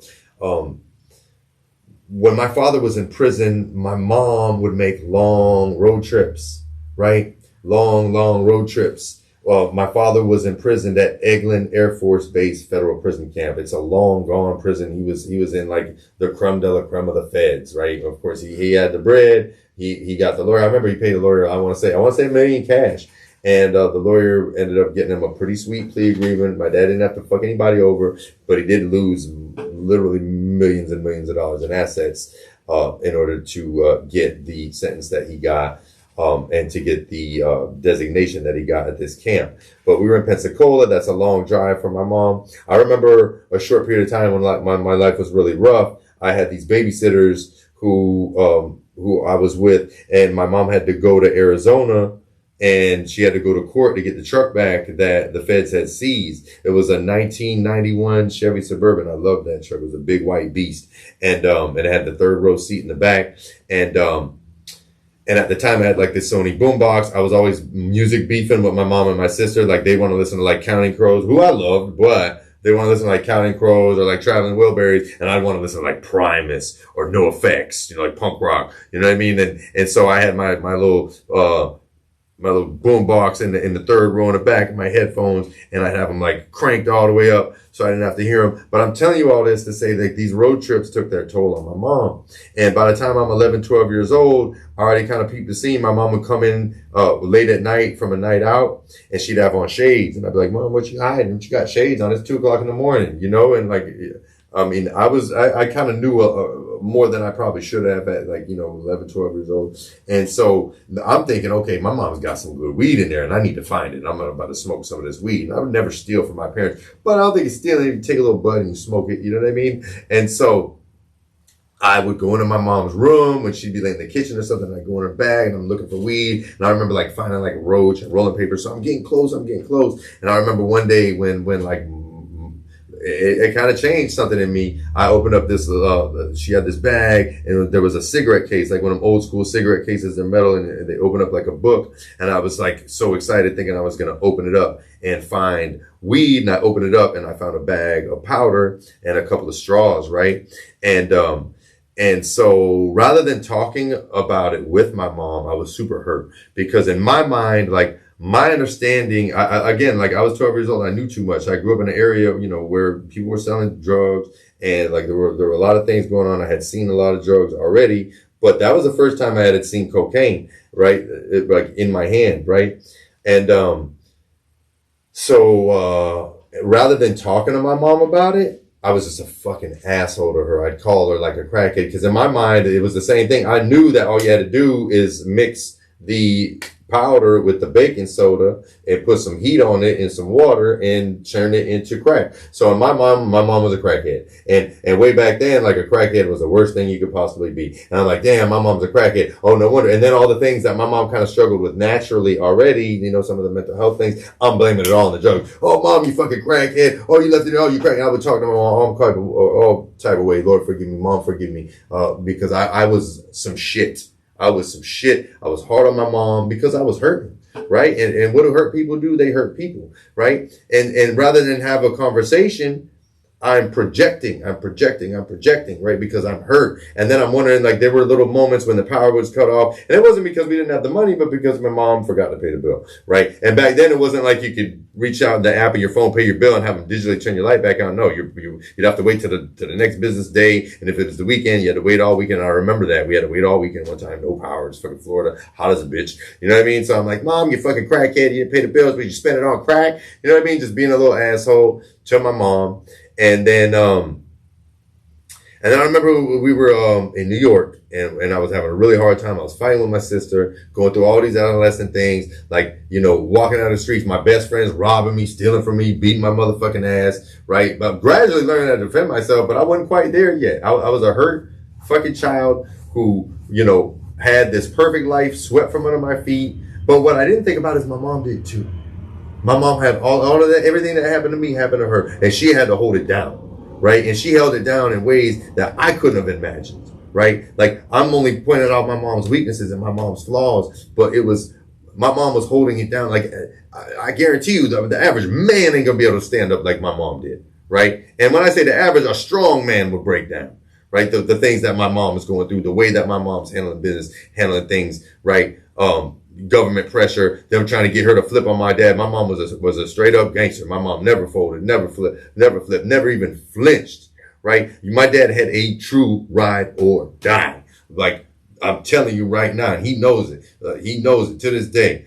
And so more than ever to this day. So I'm telling you this to tell you, like, I'm giving my mom a hard time, but I remember when I finally did have the conversation with her, right? The way that it came out, I was super hurt, and I told my sister, and I told her not to tell my mom. But you know, she did tell my mom, and my mom was super upset, and my mom lied to me, and I'm not upset for it. I understand every time. Like, I used to be really upset about my mom for lying, like, yo, you fucking liar, why would you lie to me? But in retrospect, it wasn't that she was lying. She was just protecting me because everything doesn't need to be said to a 10-year-old, 11-year-old, or 12-year-old. You know what I mean? Like, especially heavy shit that's going on, right? But I tell you that to say we were in New York. We were having a really hard time. She did take me to this unbelievable music festival in New York at this place called SPOC, the Saratoga Performing Arts Center, a pretty incredible venue where I saw Dave Matthews Band. I saw, let me think, it was a crazy lineup. I saw Blues Traveler. I saw this group called Rusted Root. If you were in the 90s, they were like the shit. I saw this group called Dishwalla. These were all these big, like, 90s bands, and that festival was incredible. I remember I found, like, this little vendor, and I bought my first little, like, bowl that I used to smoke my little weed in. But anyway, during that time, yeah, we were doing fun things, but it was a really hard time, right? And it was those fun things that we were doing because of my mom that were pulling me out of the hard times. But I remember one night I was really beefing with my sister and I was up real late and I was sitting in a chair and my mom came out there and my mom sees me sitting up like an old man. I'm like 11 years old. I'm sitting up like an old man and like my mom was like, damn son, like what's going on? Why are you so heavy? And I remember telling her like, mom, my mom would talk about this all the time too, because it was my mom finally kept it real with me. Like I used to be upset because my mom didn't keep it real. She was always trying to protect me. So this is a moment when my mom knew, okay, I need to keep it real with him. Like he's not this little boy anymore. Like I had to grow up real fast when my dad went away. You talk about like being super sheltered, protected, and like living in a bubble to get how you live, cracker, you get your ass whooped, you know what I mean? Like that's how you talk about polarities, right? And major swings from completely different lives, completely different worlds, right? And so like I think my mom was finally starting to realize all these things that are weighing on me. And then the conversation came up about the cocaine. And she, the way that she lied to me in that moment, and I get it. She's like, oh, I never snorted it. I never snorted it, even though, come on, mom, I seen the cut up straws. She's like, I used to put it on my gums. But I understand, like my mom, that was a lot for her to say to her little baby boy, to sit there and say that she was doing cocaine. But then she told me, she was like, Michael Paul, you need to understand that these were my tools for survival. These are my tools for survival. Like my mom had narcolepsy. When she was 17, that bridge going from to Bradenton, I forget the name of the bridge, but my mom fell asleep. She flew off the bridge. She would have been dead if fishermen didn't pull her out of her little Datsun or whatever it was. She had fractured ribs, couldn't swim and everything. She was all messed up. But my mom's narcoleptic. Another time she fell asleep and almost drove off a pier and into like some fancy statue and sailboat, like a really fancy, expensive sailboat when she was a young kid. So my mom had a condition known as narcolepsy, where she would fall asleep all the time. So, and I didn't fully understand that because, so there weren't Red Bulls back then, and coffee can only take you so much. My mom would have a little toot. She would have a little bit of a pick me up, in order to stay up. And these were her tools of survival. And I mean, maybe it wasn't all like completely, angelic. I mean, of course, she would hang out with her friends. They would stay up drinking, partying, and, cocaine is a hell of a drug, in the words of the late, great Rick James.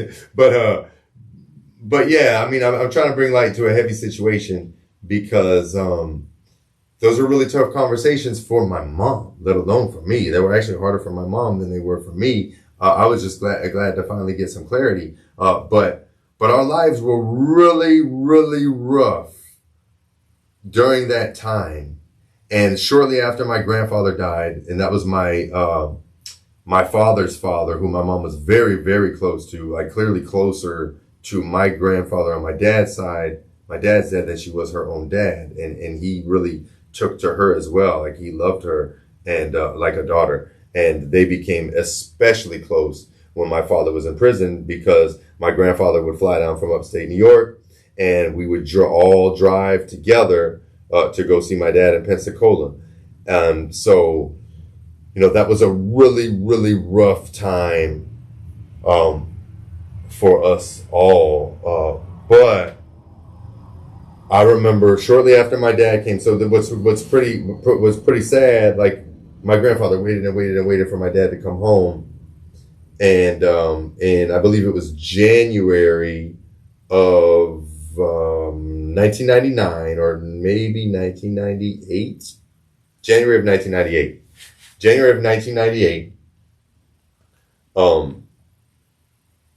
Could have been 99, it doesn't matter. But we lost my grandfather.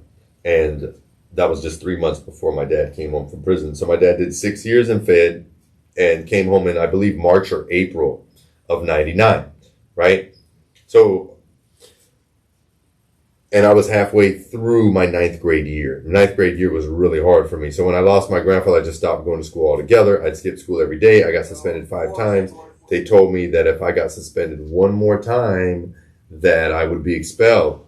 And so it was just a real tough time. And now, I'm a full-blown adolescent. My mom cannot control me. She tell me to go in my room.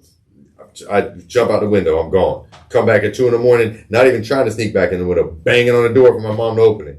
Right? Like, you're going to ground me? Okay, cool. And I bounce. You know what I mean? And that was just my life. And then all of a sudden my dad comes in all heavy-handed. And I'm not trying to rag on my dad, but this is about my mom right now. So, you know, my dad came home with this ironclad fist trying to take back his home, and in a really fucked up way, with like no empathy or compassion for what we had been through while he was gone, having no idea what our lives were like, could not possibly imagine. My dad had a very different childhood with both parents and a ton of very well-connected Italians all around him. So like, his life was very different from ours. He was definitely favored. And don't get me wrong, he had some weird shit in his family too. Weird family shit that I don't know much about, but it was enough for him to get out of there and move to the desert of Arizona, which is a blessing because he wouldn't have met my mom had he not done that and not made the choices that he made and made his own way. But when he got out of prison, I'm just going to say what it is. My dad was being a dick. And on that note, I'll never forget, in ninth grade, I used to iron the shit out of my clothes. Like I went to Hollywood High, y'all. And if you know Hollywood High, you had to be creased up and pieced up, right? If you didn't have an outfit to wear to school, you weren't going to school, period. Like Hollywood High. So, you know, I didn't have money at the time. I wasn't hustling. I didn't have a job. So I would make my own starch with flour and water, and I would iron my jeans for like fucking an hour before school, so they would be all super sharp and creased. And I remember I was ironing my jeans, and my dad was with his bullshit, you know, blaming us all for everything as he was doing at the time. And I remember being like, saying under my breath, I didn't think he heard me. He was like, I was like, fucking dick. I said under my breath. And my dad is crazy because he went by like he didn't hear me. And then he popped up back from behind me and put me in a chokehold, knocked the iron board over, like all this shit, there's all this drama. And I remember after that, I went and stayed with my mom. But what I left out of all of this is my dad was so hard on my mom when he came home and blaming, you know, my sister and I for ruining his car and ruining his home and like just destroying all these things. Well, motherfucker, where were you? Where were you to look out for us? Where were you to protect us? You know what I mean? Like, and it's like, I love you, Dad. I love you with all my heart. But in that particular moment, you were wrong. I just gotta say what it was, right? But at the time, I didn't see it like that. I'm still siding with my dad, even though he's trying to rough me up for no damn good reason, right? But he was so hard on my mom that my mom bounced. My mom bounced. I'll never forget how crushing that was because I had felt that my mom had abandoned us, right? I felt abandoned. I was 14 years old. But at first she didn't she moved to Old Southeast. I remember she had this cool ass little apartment, like it was like a mother-in-law suite in the back of a house, right in Old Southeast, like right by that little what is it? I forget the name of the park. It's a park where everybody goes and paddle boards and yoga and all that. Like not too far from the Chataway, if you know St. Pete. But my mom had a little spot off of 22nd Avenue South, and that was like their little spot. So, and at the time, like I wasn't even really talking to my mom. We were beefing. I was so mad at her for leaving my dad, for leaving us, and leaving me with my dad. And in my mind, my dad was just this big asshole because, like, in my mind, I was the man of the house. And now all of a sudden, he comes home, he want to set all these rules. He, you know what I mean? Talk to me like a piece of shit. You know what I mean? I wasn't used to that. It was like a complete change. You know, like you think about the mind of a young adolescent. And of course, I blamed it all on my mom. I didn't even blame my dad. I blamed it all on my mom, right? Not thinking about what she had gone through and what she was going through and how my dad was treating her. Okay? I remember him shouting at her. I remember these things. And he wasn't like abusive like that. But I remember him shouting at her and blaming her for fucking everything when she was trying to do the best that she could do after he showed her this extravagant lifestyle that is difficult to adjust from, right? So, and made her a whole lot of promises, you know, like that he wasn't able, not his fault, but he wasn't able to follow through because he got locked up and he lost everything. So all those multi-million-dollar extravagant promises that he made, he was no longer able to follow through with. But that's not why my mom left. My mom left because he was being a dick. I'm going to just say what it is. So we had that big fight. My dad choked me out. I go and stay with my mom, and I would love to stay in that little place. And I'm not gonna lie, at the time, I was kind of being disrespectful to my mom. I'd just roll up and smoke, you know what I mean? Drink her beer. Like, and I'm fucking like 14 years old, just fucking doing what I want to do, like a grown-ass man in her house. Shit that my dad wouldn't let me do, ever. And she wasn't letting me do it. I was just being disrespectful. I was being a disrespectful little fucking asshole, just to call it what it is. But and selling nickel sacks out the back of her shit, like just all type of shit. But anyway, so she went to Colorado, and before my mom went to Colorado, I remember at the time I was into jewelry. I was big into jewelry. You know what I mean? Like, everything was gold, everything. And my mom bought me this necklace. And so if you're not watching, if you're not watching, if you're listening on a streaming platform, I'm holding out this necklace, and it's a Figaro necklace. If you know me, I'm not into jewelry. I don't wear jewelry at all. I wear my mala because that's protection. My sister made me these, and they help me. They're like medicinal. Every single one of these beads is a crystal stone that is there to help me like medicine. It is very unique to me and what I need mentally, emotionally, and spiritually. So I don't consider it jewelry. It's protection. Take it what you will. But you'll never see me wear like a necklace like what I'm holding right now. I'm holding this Figaro necklace that my mom got me. And at the time, I was so pissed off that she gave this to me, because she gave this to me and then she moved to Colorado when I was 14. And I felt like I was being bought, just to be real. Like, I felt like my mom had bought me out with this necklace. So I put it in a pawn shop, and I used that money to pump up. I went to fucking Ronnie Black, free my dog. And I could talk about it. Like, ain't no, it's a statute of limitation. And unfortunately, my dog is doing life in prison right now for murder. But he had all the traps on lock back in the day. So I went and pawned this chain and got a couple zips, sacked them all up, and that was the start of my career. You know what I mean? In the weed game. And then, the rest is history. Fed case later, here we are. But that's not what the podcast is about. I'm so grateful that I did pump up enough to get the necklace back out of the pawn shop, because I remember I took a loan. I had my loser neighbor who actually went to the grand jury on me later on in life, but would encourage me to steal things and sell them for weed like a crackhead. He was older than me. He lived down the street. We don't need to say his name, but he did go to the grand jury on us, and I used to like kind of look up to him, but he was a fucking clearly a bum ass motherfucker that would take kids to pawn their necklaces. He was a lot older. Clearly I wasn't old enough to pawn my necklace, and I would just like smoke them out or whatever. So I got it out the pawn shop, and then after high school, it went into this box I call my special box, which I still have some of the stocking stuffers that gave me, and I never wore it again. I had not worn this necklace since high school. And shortly after my mom died, if you know me, I sleep very, very well. I sleep very, very well at night. I'm a little bit narcoleptic like my mom. I will fall asleep in a conversation. I will fall asleep at a red light. I will fall asleep on the Skyway Bridge. Don't ask me how or why. Clearly I get it from my mama. But after my mom passed, I wasn't sleeping anymore. And with this one particular night, right after she passed, it's like, I can't describe this, and hopefully you don't know what I'm talking about, but if you ever lost a parent, or someone like really, really close, but there's something about your mom, like this connection. My mom carried me in her for 9 months, right? Delivered me, nourished me, breastfed me, right? There's no closer bond than a child and his or her mother, right? So clearly I'm at a loss. And this big gaping hole that would feel like, I remember a couple times I almost went to the ER. Like, I thought that I was having heart palpitations. I thought that I was having a medical emergency because I wasn't able to breathe because of the grief, this void that I still feel to this day.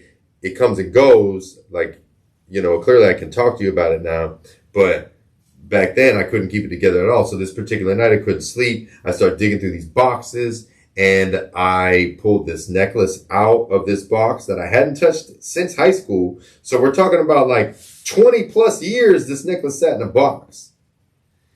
And I've been wearing it ever since because I can feel it's heavy, it's gold, and it absorbs my body heat, so it feels warm to the touch. And even though it's just a material possession, it has intrinsic value because my mom gave it to me at a really rough and troubled time. And I was salty about it, but now I'm grateful, and I'm understanding that my mom did what she had to do to protect her energy. My mom moved to Denver, Colorado, and I hated her for it. I didn't talk to her for like a year, wouldn't answer her calls, would send her fucked up letters because I was hurt. I felt abandoned, but she never lost the love. She would send me the most beautiful letters. I kept every letter she ever sent me from then even to when I went into prison. And that's when my relationship really changed with my mom, when I went in prison. But then, things got a little bit rough after. Well, and then they got better, right? Like life comes in cycles, right? Ups and downs. And, but, in retrospect, I understand my mom had to get away. She had to get away. She couldn't, my dad was hurt and trying to make it work, and she wasn't going for it. She's like, nope, I'm not dealing with it. I'm not dealing. You're not going to respect me. You're going to blame me for everything. My mom needed a break. She raised me and my sister through the most, tumultuous times, the most troubled times, things that my dad could not possibly even imagine. And she's like, okay, now it's your turn. And she bounced. She went to Colorado. And my mom actually, I don't know if I said this in a previous podcast, but my mom actually started to manage a very well-known strip club called Shotgun Willie's, which I believe at the time was like one of the only, if not the only, woman-owned and operated strip clubs in the country, right? And it was so popular that Showtime actually did a pilot documentary featuring my mom. They did record a bunch of episodes. It was about to be dope. And it never saw the light of day. But they did do the pilot, and I wish, if somebody's watching this and they can send me that, I would love that, because I never had access to that. So hopefully it's circulating out there somewhere and I can get it. But at the time I was real salty with my mom. I did think it was cool that my mom was, managing a strip club. She was like the big dog at the strip club. She met Snoop. She met like Busy Bone. She would meet all these this is like a pretty high-end strip club, and they had like really good food and, beautiful women who, my mom was like, she was like the house mom. She took care of these women, like just like she took care of, everybody around her life. And my mom took pride in that job and responsibility. She was super protective of those girls. She treated them all like her little sisters. And then like some things started to happen around the club, and my mom was going to stand on her principles. She's a gangster. She's going to stand up for what she believes in no matter what. And then what it was like there was a lot of drugs in the club, which, that was always the case. But the thing about my mom was like, if you're going to do it, be discreet. Clearly my mom did her thing, but she was discreet about it. She wasn't like hitting rails on the bathroom sink, right? And that's when shit started to change, because that's what started to happen at the club, and like prostitution out in the open. And my mom was just like, I'm not trying to be a part of this organization. So she moved on from that. She did that, I want to say, for like at least 7 years. And then she started working at another like cabaret kind of place, like a similar kind of deal, strip club, and run by these Italians. And, she said they were super cool people, but the vibe wasn't right. So eventually she went to New Orleans, right? And New Orleans, so I have family from New Orleans. I don't really know that well, but my mom actually moved to New Orleans because we lost one of my blood cousins we lost, so I didn't really know. But my mom knew her very well. My mom was very close to her, and her husband was an older gentleman. He was an attorney, and very good guy, but like he needed help because his wife was also his caregiver. So my mom kind of became his caregiver / kind of like paralegal, right?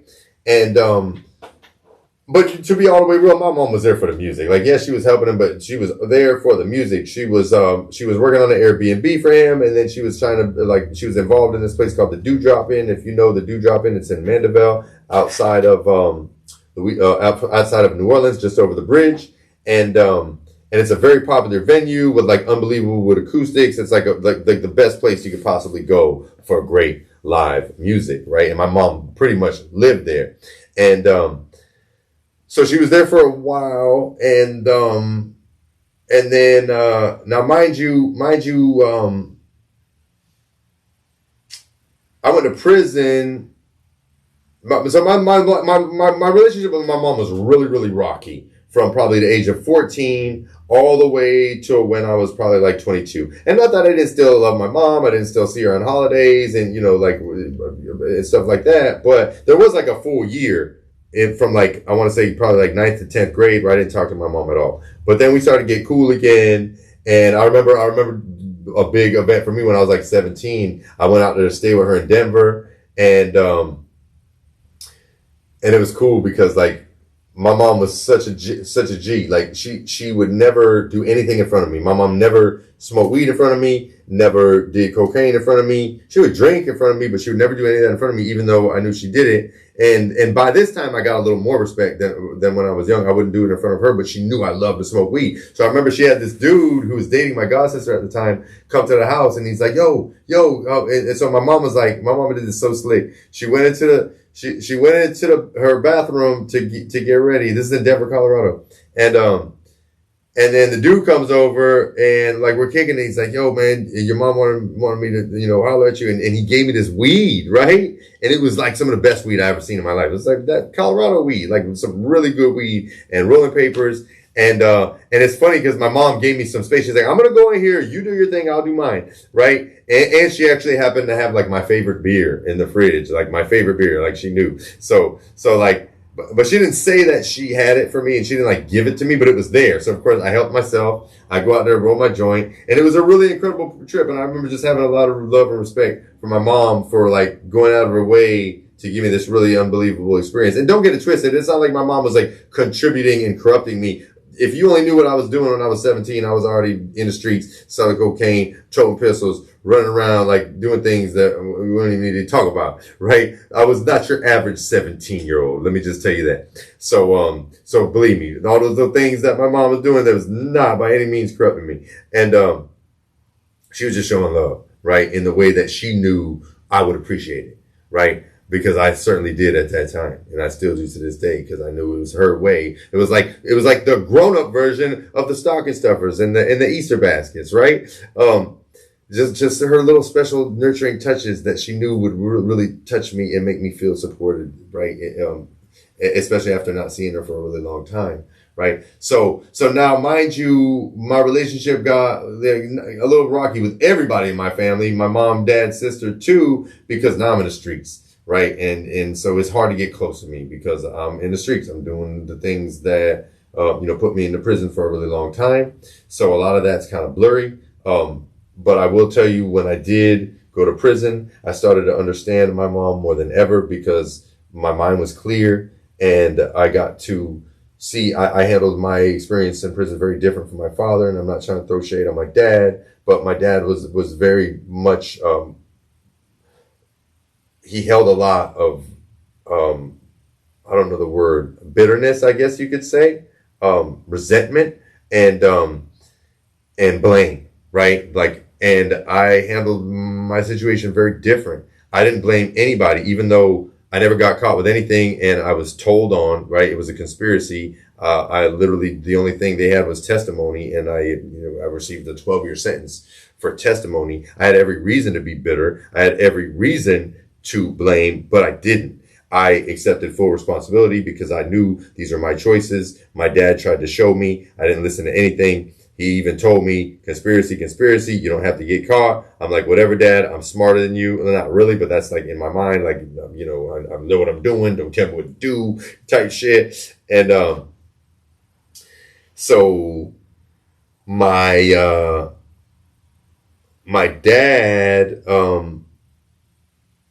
but anyway, so in my experience in prison, was me looking into my own heart and soul and seeing everything that I did wrong and making amends. I can't tell you how many letters I wrote to make amends, but a big percentage of those letters were to my mom, thanking her for the lessons that she taught me, rather than, because all I ever did was criticize her from like age 11 all the way to like age 22. All I did was criticize my mom, and blame like all my problems on my mom. And then it was in prison, understanding and valuing her and understanding her perspective and why she did the things that she did, and even appreciating those things in those times, right? So our relationship vastly improved. My mom made her way all the way out from, I don't know if she was in Colorado at the time or New Orleans at the time. I think she was at Colorado, but she made it all the way out to Williamsburg, South Carolina to come see me.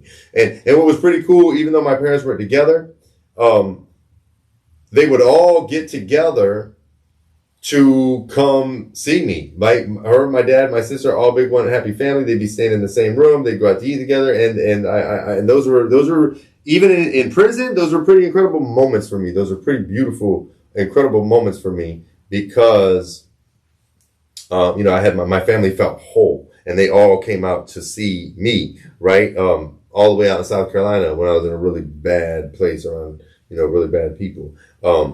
Good people too.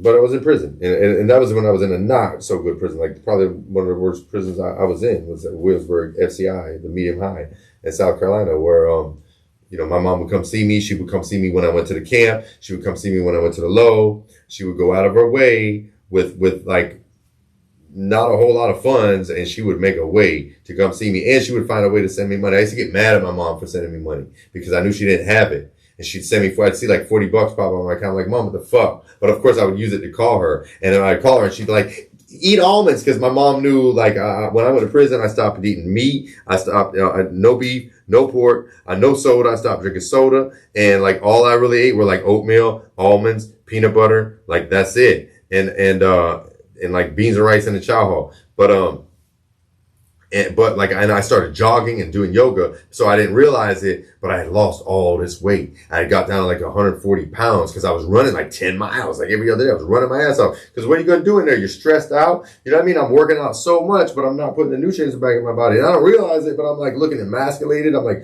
140 pounds. That's the lightest I've ever been in my life as an adult. Right. And my mom, I remember when she came to see me, that's when she sent me that money right away. I'm my mom, what you doing sending me money? Buy almonds. These are so you can buy almonds. Make sure you buy almonds. I remember her saying that, right? Like the most motherly thing you could do. But anyway, so I get out of prison, and one of the most incredible moments of my life, when I got out of prison, you have two options. You could either catch the bus and furlough out, or your people can come get you and you furlough out, right? And so my people came to got me. My mom caught a flight from, I believe it was Denver, and my sister, I believe, was living in Pittsburgh at the time. So my mom flew to Florida. My sister flew to Florida from Pittsburgh. They all got in my dad's car, and they all drove from, it might have been my sister's car, come to think of it, or a rental car. I don't know. It doesn't matter. But they all drove from St. Pete all the way to Yazoo City, Mississippi, which is a fucking shithole. No disrespect if you're from Yazoo City, but it's a shithole and you know it. It's a fucking shithole, right? That's where they came to come see me. I will never forget that day. There's a short video of my mom that makes me want to cry my eyes out because she was so nervous. She was so anxious. She was so excited to see me. And I only saw that video recently. I didn't see it back then. I saw it after, like, since my mom has passed, because we were going through videos and pictures and whatnot. And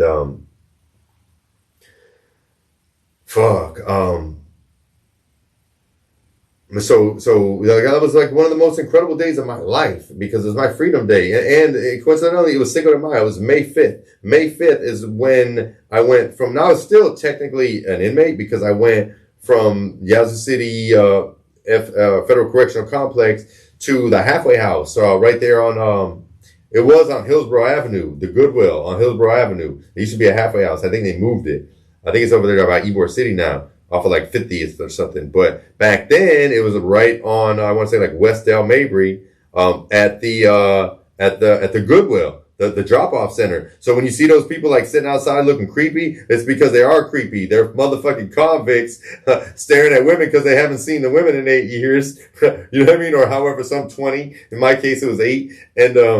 And you know, you're out there doing your push-ups and shit on the deck while women are coming to donate. So yeah, that was me. I was one of those guys. I lived that for like 6 months, but that's where they dropped me off. from Yazoo City, and that was just an incredible time. They had all my favorite foods. They made a special playlist for me. It was, and you know, my mom was such a big part of that. And I just remember my mom like just lighting up with joy to have her baby boy out free. You know, a beautifully fun fact, Cinco de Mayo is also my niece's birthday. So that's a very special day for me. I celebrate my freedom, which wasn't like totally freedom, but it was being reunited with my family. And the day that my niece came into this world. So that's a very special day. So you can always catch me celebrating on Cinco de Mayo for those reasons. Now, okay, so I'm home from prison. I'm doing I've worked all these different odd jobs. And again, it's not about me. I'm tying this into my mom. So now my mom's living in New Orleans, right? And so, you know, I got a good relationship with her, but she's in New Orleans. She's doing her thing. She's super busy. I'm trying to catch up on life. I'm super busy. I started working with Orange Theory, working my ass off trying to get with them. And then I met my son's mom, which was a blessing because she gave me my beautiful child, and so I'm going to elaborate on this later on. But like the most special moments, the highlight, the peak. I've already peaked, y'all. I'm gonna just say it right now. I peaked. I ain't afraid to say it. Maybe not me and my energy and my capability, but in terms of joy, happiness, and just like the peak moments of my life, I'd already know they can't be beat. There were the moments with my son and my mom together, hearing them together, play together. They had such a special relationship, right? And I have to thank my son's mom for that, even though she drives me crazy. We don't see eye to eye. There's so many not good things I could say about her, but I won't because I love her, because she gave me my child, and I wouldn't have any of these beautiful memories if it wasn't for that. So thank you, Ashley. Thank you from the bottom of my heart. I love you. Even though it might always seem like that. But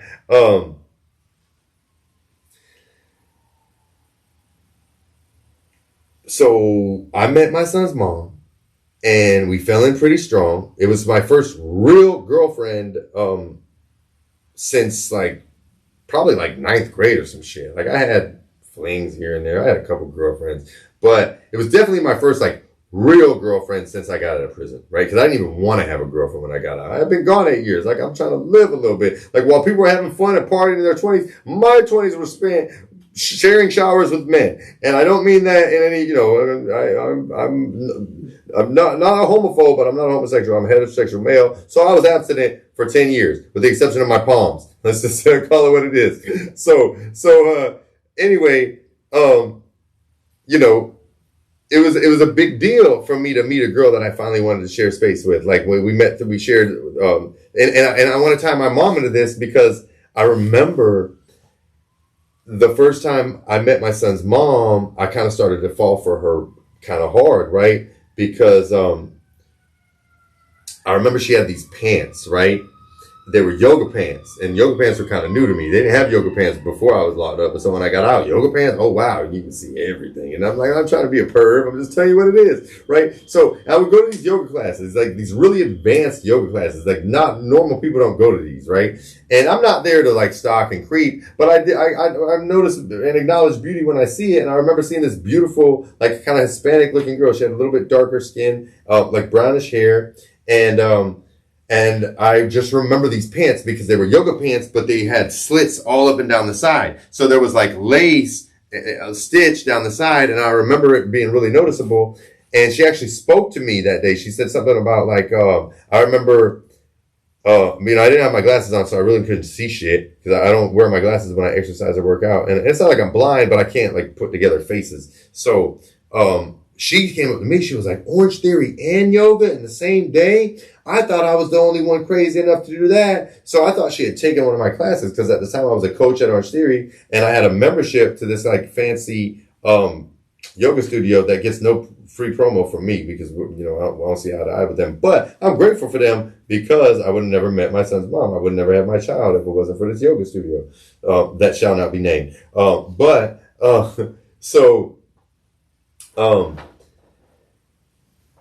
there was that moment and we connected, and then I realized that we had taken an Orange Theory class together. I would take class as well as teach it. And it was at a location I didn't work at that often. It was on the 4th Street location, on 4th Street North. And I didn't know it yet, but she was living at Snell Isle at the time, and that's where that area was. And I was living in Pasadena at the time, which was all the way there across the city towards the beaches. And I remember that moment, and then like kind of, if you've ever kind of had like a crush, but you don't know, and it wasn't like a love at first sight. It was like, okay, I'm interested in a woman, and I hadn't been interested in a woman in a really long time, like that. You know what I mean? Like for the first time, like I kind of want to know this girl. I want to date this girl, and I hadn't wanted to date. I honestly just wanted to have like flings. I wanted to like catch up on experience, if you know what I mean. Not to be nasty girls. I'm just telling you what it is. I'm keeping it real. But when I met this girl, I wanted a connection. I felt like I'm a like-minded individual. And who did I tell about it? I told my mom, right? So at this point, I'm at the point in my life where I'm really close with my mom because I'm out of prison. I'm home. I don't have those 15-minute phone calls that remind you you're in a federal prison every 5 minutes. So every couple minutes when you're in feds, you get a recording that says this call is from a federal prison, as if we need the reminder, right? But so now no more of that. So I would have these long, like heartfelt conversations with my mom, and I would tell her everything. And I remember, my mom was super excited because I hadn't really been interested in any woman like that. And I'd already been home like a year by now. You know what I mean? So like her mind was probably like, you need to find somebody, like stop running around. Like you need to find somebody. And, she never said that. So my mom never tried to like tell me what to do. She always let me be who I am. She always like supported me. No matter what, even if she didn't agree, you know what I mean? Like, she was really instrumental in helping me shape my identity and my confidence and my abilities and who I am. You know what I mean? The things that make me special, right? And a big part of that was supporting me no matter what, even when maybe I wasn't even always right? And not in a bad way. I'm just saying, she was my number one fan, my number one supporter. You know what I mean? Like, for real. So anyway, I remember telling her about this girl and not remembering her name or anything, but remembering the lace pants, right? And then every time I would talk to her, she'd be like, have you seen the girl with the lace pants? And I'd be like, no, I haven't seen her. And I kept going to these yoga classes, and she'd be like, no, I didn't see her. And then I remember, because I didn't have my glasses on, now I don't even remember what she looks like. But I'm just looking for the lace pants. So every time I go to yoga, I'm looking for the lace pants. Like, where's the girl with the lace pants? Where's the girl? And sharing it with my mom. And every time I'm talking, did you see her? Did you see her? And then finally me seeing her again. And I don't know if it was the lace pants or if she said something to me. But like right away, like we hit it off. We went for tea, which was kind of rare for me because usually we're going out for drinks. And I actually took her out to tea. I took her to this like tea place, Ming Ming's, on Central in St. Pete, which is kind of dope. If they're still there, go check it out. They have sushi now, and it's pretty reasonably priced. But Ming Ming tea and sushi. But at the time, she was really into tea. I took her to this tea place, and we hit it off. And less than 6 months later, she was pregnant, right? And changed my life forever. So shout out to her. But I'm sharing this because my mom was so supportive in all of that, and like always asking me, have you seen her? Have you seen her? And then when I told her that I did finally see her, she was so excited for me, and she was so happy because it's like I finally got the girl. Like I got the girl that was just like almost like a figment of my imagination, even though she was real, but like out of reach, so to speak. Like I don't know if I'm ever gonna see her again, and it just so happened that she gave me my child. So and I will say and I got this interesting thing with Capricorns, right? Because my mom's a Capricorn, and my son's mom's a Capricorn, and my last like real girlfriend, like more recently, all the way up to my mom passed, she was a Capricorn as well. I don't know what it is with Capricorns, but anyway, her and my mom would really hit it off, right? Which was pretty cool. Like, and they had a special relationship. And even when we were beefing, and like my son's mom would be dead ass wrong. I'm just to tell you, she'd be dead ass wrong. And I'm not going to air her out. It's not what this is about. I'm not trying to throw shade. But I will say, even when she was dead ass wrong and I was living, I'd be going off. I'd be trying to get my mom to go off with me. My mom would defend her until the very end. To the point where I get mad at my mom. Even like, I remember I even hung up on her because like, you really going to take up for her? You really going to take, after she did this, she did that, right? And she was dead ass wrong. I'm going to tell you right now, I stand on that. But my mom won't say anything bad about anybody ever, ever. That's who she was. That's my OG. That's the one lesson that I'm still trying to learn from my OG, right? Because she won't even stay in the same room if you're trying to gossip and talk bad about people. And you know how rare that is today in this tabloid age, right? So I'm telling you all of this to say, like, before my son's mom was pregnant, or at least before we found out she was pregnant, Hurricane Irma came. This is, I want to say, 2016? And so my son's grandma, so my son's mom's mom and his great grandma, my son's mom, grandma, God bless her, she was an amazing woman, rest in peace, Mushy. We call her Mushy. They were down from Virginia and the storm started to come. Now, you know, we're from Florida. We're down here. We're like, listen, we're just going to get some water. We're going to get some beer. We're going to get some weed. And we're going to tough it out. We're going to be all right. As long as we got enough, like, you know, we're going to get out of this flood zone. We're going to go stay at the homie's house that's like, you know, 20 feet above sea level. We're going to be all right. And maybe board up some windows, get in the bathroom if it gets real. Like, you know, we're Floridians. But they're like, we got to go. We got to go. It's the end of the world. Like, they start freaking out. And I'm trying to talk her mom off the ledge. And I'm trying to talk, you know, my son's mom off the ledge. And, they're like, we're going to drive. We're going to get in the car. We're going to drive. And I'm like, that's the last thing you want to do. It's more dangerous on the road. And now, meanwhile, I'm still like, well, shit, I got to go to work. Because one thing about Orange Theory, I remember it was like a category 1 hurricane. They still were like, no, coming to work. And damn sure those loyal ass members, they're standing there like torrential downpour, fucking hydroplane, you know, 75 mile per hour winds, and they're ready to take that workout, right? But you knew it was real because in Irma, they closed. Right. So the whole time I'm like, I can't go with y'all. But then I get a call from like the regional or something, or a text or an email. And they're like, listen, the gyms are going to be closed from this to this. I'm like, oh shit, I got a vacation. I hadn't had a vacation since I came home from prison. So what do? I load up my truck. I'm like, I'm going to see my mom in New Orleans. I've never been to New Orleans in my life. So we take a road trip up to this amazing place called 30A, which is like this really private and exclusive beach, not too far from Panama City. Beautiful, beautiful beach. One of the nicest, most beautiful beaches I've ever been to. And so a relative of my son's mom stayed there. So we stayed there for like a night. And then I was supposed to drop off, I had to drop them off to the airport. They had to book a last minute flight, and there was all this drama with the mom. Like the mom wanted her to go with me, and I was like, no, come to New Orleans. We're going to have fun. We're going to hang out. So my son's mom and I went to go see my mom in New Orleans. That was my first time ever going to New Orleans. And my mom, like, she set us up. We were staying at this unbelievable row house that was in the family. Unbelievable row house with all this incredible, actually kind of like spooky art, like New Orleans art, but like all this like voodoo stuff. And, which is dope, but I'm not gonna lie, it was kind of creepy staying in that house at night. Like, it kind of felt like a haunted house, like on some, what's the, American Horror Story type shit. But if you've ever seen the New Orleans episodes.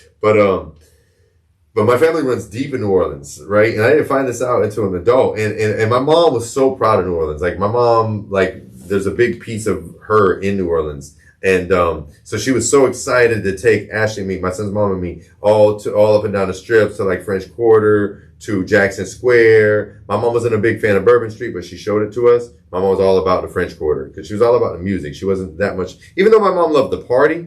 That like wasn't her thing. She wasn't going to the party scene. She'd go to the music scene, and she would just party while she enjoyed the music, right? So that brings me to the story about this shirt. So this is Trombone Shorty. If you don't know Trombone Shorty, right? And if you're not, if you're not watching this on the YouTube channel, I got on a red shirt with a pretty dope like blue and yellow print, and it's Trombone Shorty, and I actually bought this at a concert in St. Pete at Janice Landing, which is now known as Janice Live. But my mom put me on the Trombone Shorty. My mom put me on to so much music, right? We were trying to see him in New Orleans, but I don't think don't think it was able to happen. We did go see a bunch of like really incredible live music. Had a great time escaping the hurricane, and then when I finally did see Trombone Shorty come to Janice, I had to get tickets. It was like one of the first like concerts, maybe the first concert. No, it definitely wasn't the first concert, but it was like one of the first, at least most memorable concerts that I went to with my son's mom. We had a fucking amazing time. Like, I don't really dance, but I danced my ass off. Like that, and like Trombone Shorty, if you listen to his music like on CD or streaming, it's alright. Like, it's good, but it's not like, but you see this man live, it's unreal, like amazing. Like, hands down, one of the best shows I've ever been to in my life. But I wore this shirt into the spirit of my mom, because my mom put me on the Trombone Shorty. That's why I wanted to wear it tonight, because these are lessons from my OG. And my mom taught me jazz. My mom taught me music. You know what I mean? Like, my mom taught me everything. She taught me everything. So I want to get into when my son's mom got pregnant, and it got a little bit rocky with my mom and I again, because I wanted her to be here. I wanted her to be here, to be a grandma. I didn't feel that supported between my mother and my father. When we first had the baby, I kind of felt like it was just Ashley and me. And then things were really, really tough. We're both first-time parents. And, I mean, we did a pretty incredible job. Shout out to my son's mom. She did an all-natural birth with no drugs. That's a lot. My mom came down to meet him, hold him, be with him. And like, my dad was just kind of in his own world. So, you know, it was difficult to get childcare. Don't get me wrong, my dad would come over and watch him, you know, but I just felt like they should have been helping more, just to be real. Maybe that was just me being selfish or needy, I don't know, but I'm just telling you what it was at the time. I felt like they should have been helping more, and I was upset that, you know, my son wasn't getting to see his grandma, my mom, and like my son's mom's mom was like getting ready to move down here and be like an in-house granny, which like it didn't happen. But I was kind of feeling some type of way, like, damn, mom, she's ready to move down, relocate, and be a full-time granny. And like, you know, what's up? Like, I wanted my mom here. Let me just say that I wanted my mom here, and it just wasn't in the cards. My mom was really invested as the caregiver for this guy. She was working on this Airbnb in this passion project where they were going to have like live venue Airbnb type shit. It was a really cool thing that my mom was cooking up. But mind you, COVID came in 2020. And when COVID came, everything changed. Our worlds were flipped upside down. And so I remember in November of 2020 was like kind of like the peak of COVID. And, you know, of course, we all thought it was the end of the world. We're all going to die. If you don't get the shot, you're going to die. And then, of course, if you do get the shot, you're going to die. Look, we're all just going to die. Like, that's what everybody was saying during that time. It was a really, you know, pressing time. Lots of kind of, I should say, polarity. You know what I mean? But I'm saying this to say that my mom packed up her Volkswagen and drove from New Orleans to be with us because it was a really scary time. So she was like, if I'm going to be quarantined, I'm going to quarantine with my family. Right. And so she stayed with my granny, who lived in North St. Pete. And I'll tell you something interesting though. So, the Christmas before that, there was an interesting thing that had happened. The Christmas before COVID,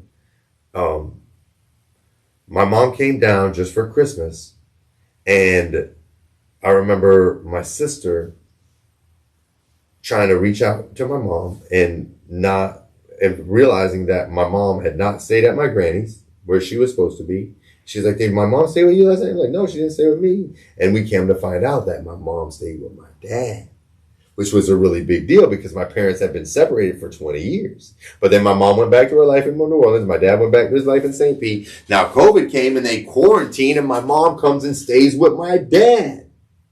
She quarantines with my dad, which is big. Like, my parents separated for 20 years, and it was my child that brought them back together, which was the most beautiful blessing we could possibly have, and in a way maybe divine intervention, because if my mom would have stayed over there and what had happened would have happened, we wouldn't have had these unbelievable times that we've had with her.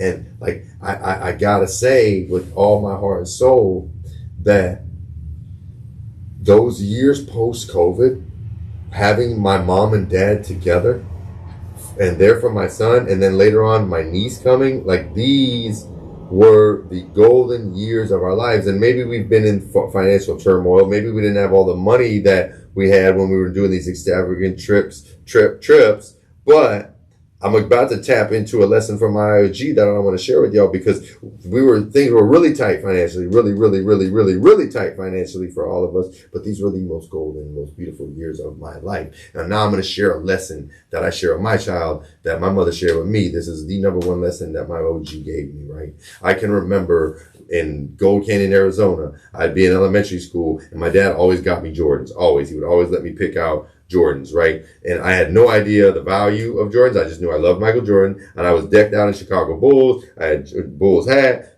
Jordan shirt, Jordan pants. Everything I wore was Jordan. It was like my uniform, right? Probably with a lot of kids who had money, because I didn't realize all that shit costs money. And now Apache Junction is a very low income area.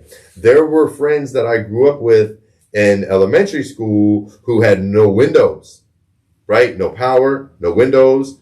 Some even no electricity, right? There are some areas in Apache Junction like that, right? And I'm going to school with these people, and, you know, I can remember this dude, Donald. He was eating mustard and mayonnaise sandwich, right? And I grew up with homies in St. Pete like that, but way back then, I didn't understand it at all, because, like, my dad was a millionaire. I didn't understand, you know, poverty, and, you know, I didn't understand income, and I didn't understand that. But I remember I came home from school one day, and that was the day that you know, somebody was talking about my shoes and my shirt, and they said, you guys must be rich, right? Because I had all this Jordan shit. I was probably 6 years old. And I came home, I'm like, Mom, are we rich? She said, baby boy, we are the richest people in the world. I'm like, we're that rich? She's like, yes, we're that rich, but do you know what it means to be rich? And I was like, we got money? She's like, no, rich has nothing to do with, wealth has nothing to do with money. Rich has nothing to do with what you wear, nothing to do with money. You know why we are the richest people in the world, one of the wealthiest people in the world? It's because it's all of the love that we share. It's all of the love that we share together. It's the love that we have for each other, from our granny and our papa and our grandma and our uncles and our cousins and our friends. We have all of this love. And that was the wealth that and the value that my mom brought everywhere she went, whether it be to friends, to family, to strangers on the streets. My mom taught me to be charitable. My OG. I remember, you know, when my dad was away, a lot of that money that she thought would last forever, my mom would throw these extravagant Christmas parties, and she would hire like professional gospel singers. Shout out to Myron Harmon, right? Myron Harmon, who I went to his high school with his son. Shout out to Lawrence. Shout out Lawrence, my dog Lawrence.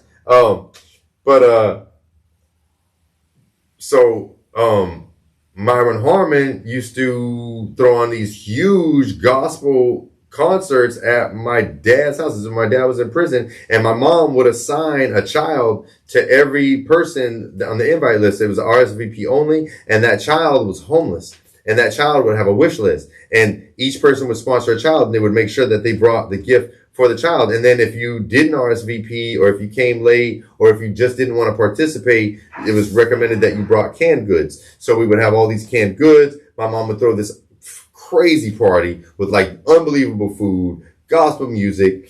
And then when the party was over, we would literally fill that Chevy Suburban up. I mean, fold all the seats down, fill that Chevy Suburban up. And I remember it feeling like Santa's sleigh, and my mom was Santa Claus, right? And we would go to these shelters in downtown St. Pete, and we would deliver these gifts and this food. And my mom did that every single Christmas. And then I remember another Christmas, she had us go to what was called Park PARC. It's an acronym for Pinellas Association for Retarded Children. And we would go there and we would do arts and crafts with not just kids, but adults who were severely mentally challenged. And so my mom would teach me, inclusive. My mom would teach me to teach me to be inclusive, teach me to be understanding, teach me to be empathic, compassionate, empathetic. She would teach me to be charitable, right? And these were this was the value, this is the wealth that my mother taught me, right? So maybe we had a little money back then, but that didn't make us wealthy. What made us wealthy was the love that we shared, the values that we shared, right? The compassion, the empathy that we shared, the things that you cannot buy. And my mom would always used to say that. My mom always used to say that you can't buy class, right? You can't. I don't care how much money you got. You can't buy character, right? And so these are the lessons that I teach my son. So I'm telling you about these years because these were the golden years. These were the wealthiest years of my life. When my mom moved back from New Orleans, when my parents got back together, when my son had his Nano and his Mimi together, in the most beautiful moments, the peak of my life would be in those mornings when I hated my fucking job, going to sell hearing aids and clean ears and shit. And I'd hate what I'd have to go do, but I would wake up early. My mom would wake up extra early. She'd come to my house and I'd be making lunch for my son, and my mom and my son would be playing, and my son would hide for her, and they would have this thing that they would do every day. And that was every single Tuesday. Tuesdays are hard for me because these are my memories. I miss my mom. She would come real early to take my son to school because I had to be at work, and then I would stay late sometimes. And so she would pick my son up from school, and she'd either take him to my dad's to play for a little bit, or they loved to go back to my house, and they would have snacks and watch movies. I would always have like my son and my mom's favorite snacks. And my son would be this director ordering her around, but my mom would fall right into character and play like the best playmate you could possibly have. And like the most incredible moments of my life. And I got to give another special shout out to Chris Cage because in the early time when my mom first came home, we were bumping heads because she would kind of like do whatever my dad would say, right? And my dad would be dead ass wrong, but my mom, she's the ride or die, and she's back under his roof in his home. So she's like, I'm riding with your dad no matter what. And then we would bump heads about parenting shit, right? And I would try to set these boundaries, and that's when me and my mom started bumping heads again. Even though I was grateful that I had her and, grateful that she was helping with my son, I would still have to kind of set boundaries for her and my father so that certain cycles weren't repeated, right? But it was all, petty bullshit in retrospect, right? But that's why I want to give another special shout out to Chris Cage, because I would really push the envelope. I can be intense. If you know me, I can be intense and I can be stubborn. And I'm going to stand on principle. And especially when it comes to my child, I'm going to set and reinforce boundaries, even if it has to be with his parents or even his mother, right? Everybody that knows me. I will advocate for my child, right? Even if I got to be an asshole. And I was kind of being an asshole until I got that call from Chris that said, listen, man, you're not always going to have your mom. And I'm so grateful for that call because I no longer have my mom. And I soaked up every moment since that phone call when shit would be bad and my mom would be doing some silly ass shit, about to burn my house down and chips everywhere, messes everywhere. I would just laugh. I'd make a joke. I'd clean it up. I'd give my mom the biggest hug, and I would just love every moment of it. And it was like somehow deep down I knew that those moments weren't going to be around much longer, but I got to be grateful that I had them. It's easy to be bitter. It's easy to be angry because my mom was only 67 years old. She was in perfect health. She had just paid all her debts after a lifetime of debt. And she was just like literally living her best life. And then all of a sudden she's gone. So, and it's like, then if you believe in God, you're like, fuck you, God. You know what I mean? And if you're spiritual, you're like, well, fuck you, karma. Like, what the fuck? You know what I mean? But then you start to understand, well, you know what? I do believe everything happens for a reason. I have yet to learn the reason. But I know my mom's not gone. I feel her with me all the time in ways that I can't even begin to explain. I know she's not gone. I know she wanted to be here. I know she didn't want to leave with us. I know she put up the most unbelievable fight. And even though she left us as we know and understand her on this earth, My mom is a powerful energy all around us, and I know how to tap into that energy when I need to. Doesn't mean I don't miss her terribly. Doesn't mean I feel this. I don't feel this big gaping hole, this void that's like an energy vacuum. Since she's been gone, like a hole that I can't patch up, and it comes and goes. But I gotta say that I'm so unbelievably grateful that I had her. She taught me love. She taught me strength. She taught me resilience. She taught me music. She taught me, things like two wrongs don't make a right, which I never agreed with, but I understand. She taught me karma. She taught me spirituality. She taught me to value things that you can't see. Even though I was very materialistic as a child, she taught me that none of that shit matters. Man, so many lessons from my OG. I can tell you that,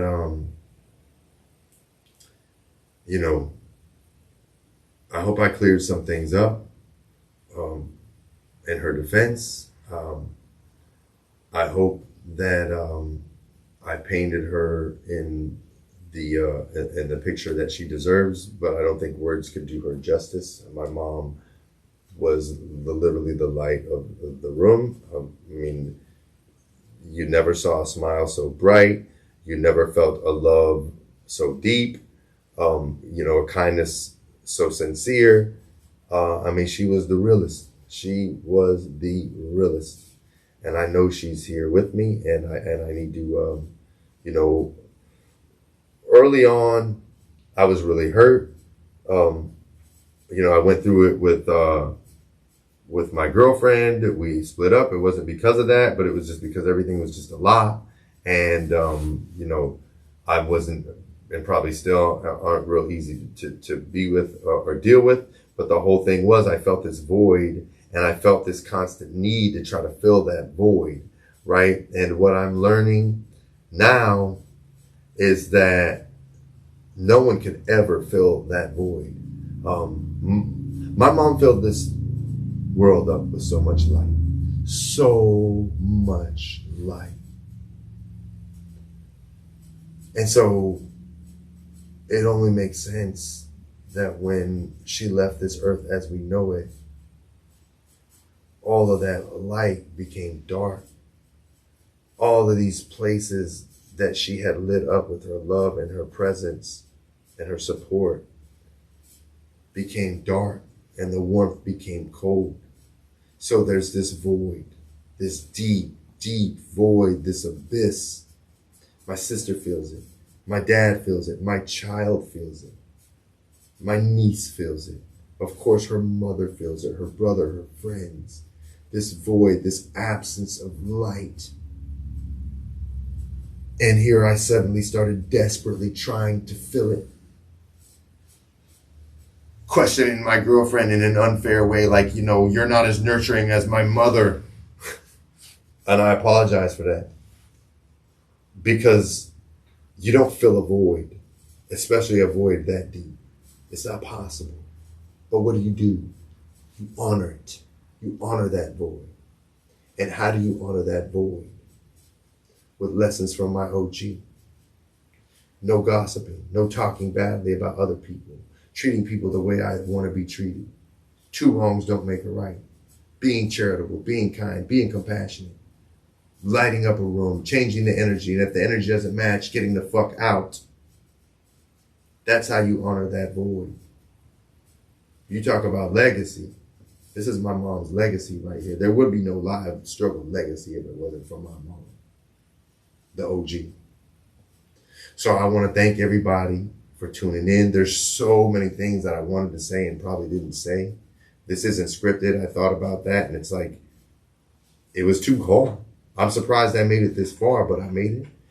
I hope I did my mother justice. I hope that maybe you all learned something. At least you got to see at least a little piece of that light, because the void will always be there. But you don't feel it. You honor it. And the way we honor it is by remembering it. So I appreciate you all taking your time to watch this very special episode. And I'm not doing none of the promo stuff today. I just want to say thank you. I love you all. My mother loved you all. My mother loved this platform. My mother loved this space. And if you want to, help honor that void, keep watching. My mom loved it. My mom wanted this to continue. She wouldn't want it to stop. She wouldn't want me to go cry in a hole. She wouldn't want me to keep doing exactly what I'm doing right now. So keep watching. And if you got a dream, go after it. If you got a mother, fucking hug her tight and tell her you love her. And if you're beefing, let it go. Same for anybody that you love. Treat every day like it's your last. Love people like you'll never see them again because you never know. And, I love y'all. My mom loves y'all. I want to thank you all from the bottom of my heart. It's Live Struggle Legacy. We building pyramids. Rita, can I have some red wine, please? Sure, I've got your red wine. Oh, thank you. Dinner was so delicious tonight. I'm so glad you enjoyed it. It was so good. Oh, thank you. Thank you. Wow. Thank you.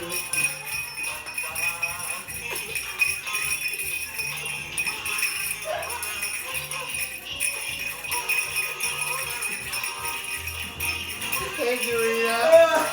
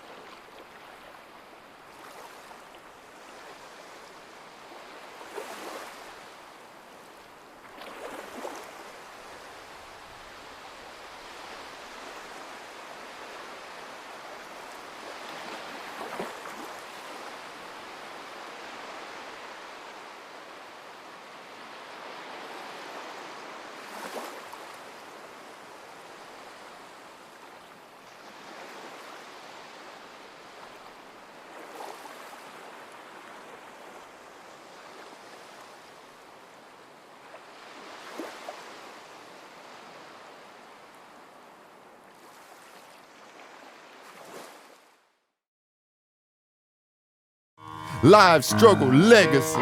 It's a whole movement.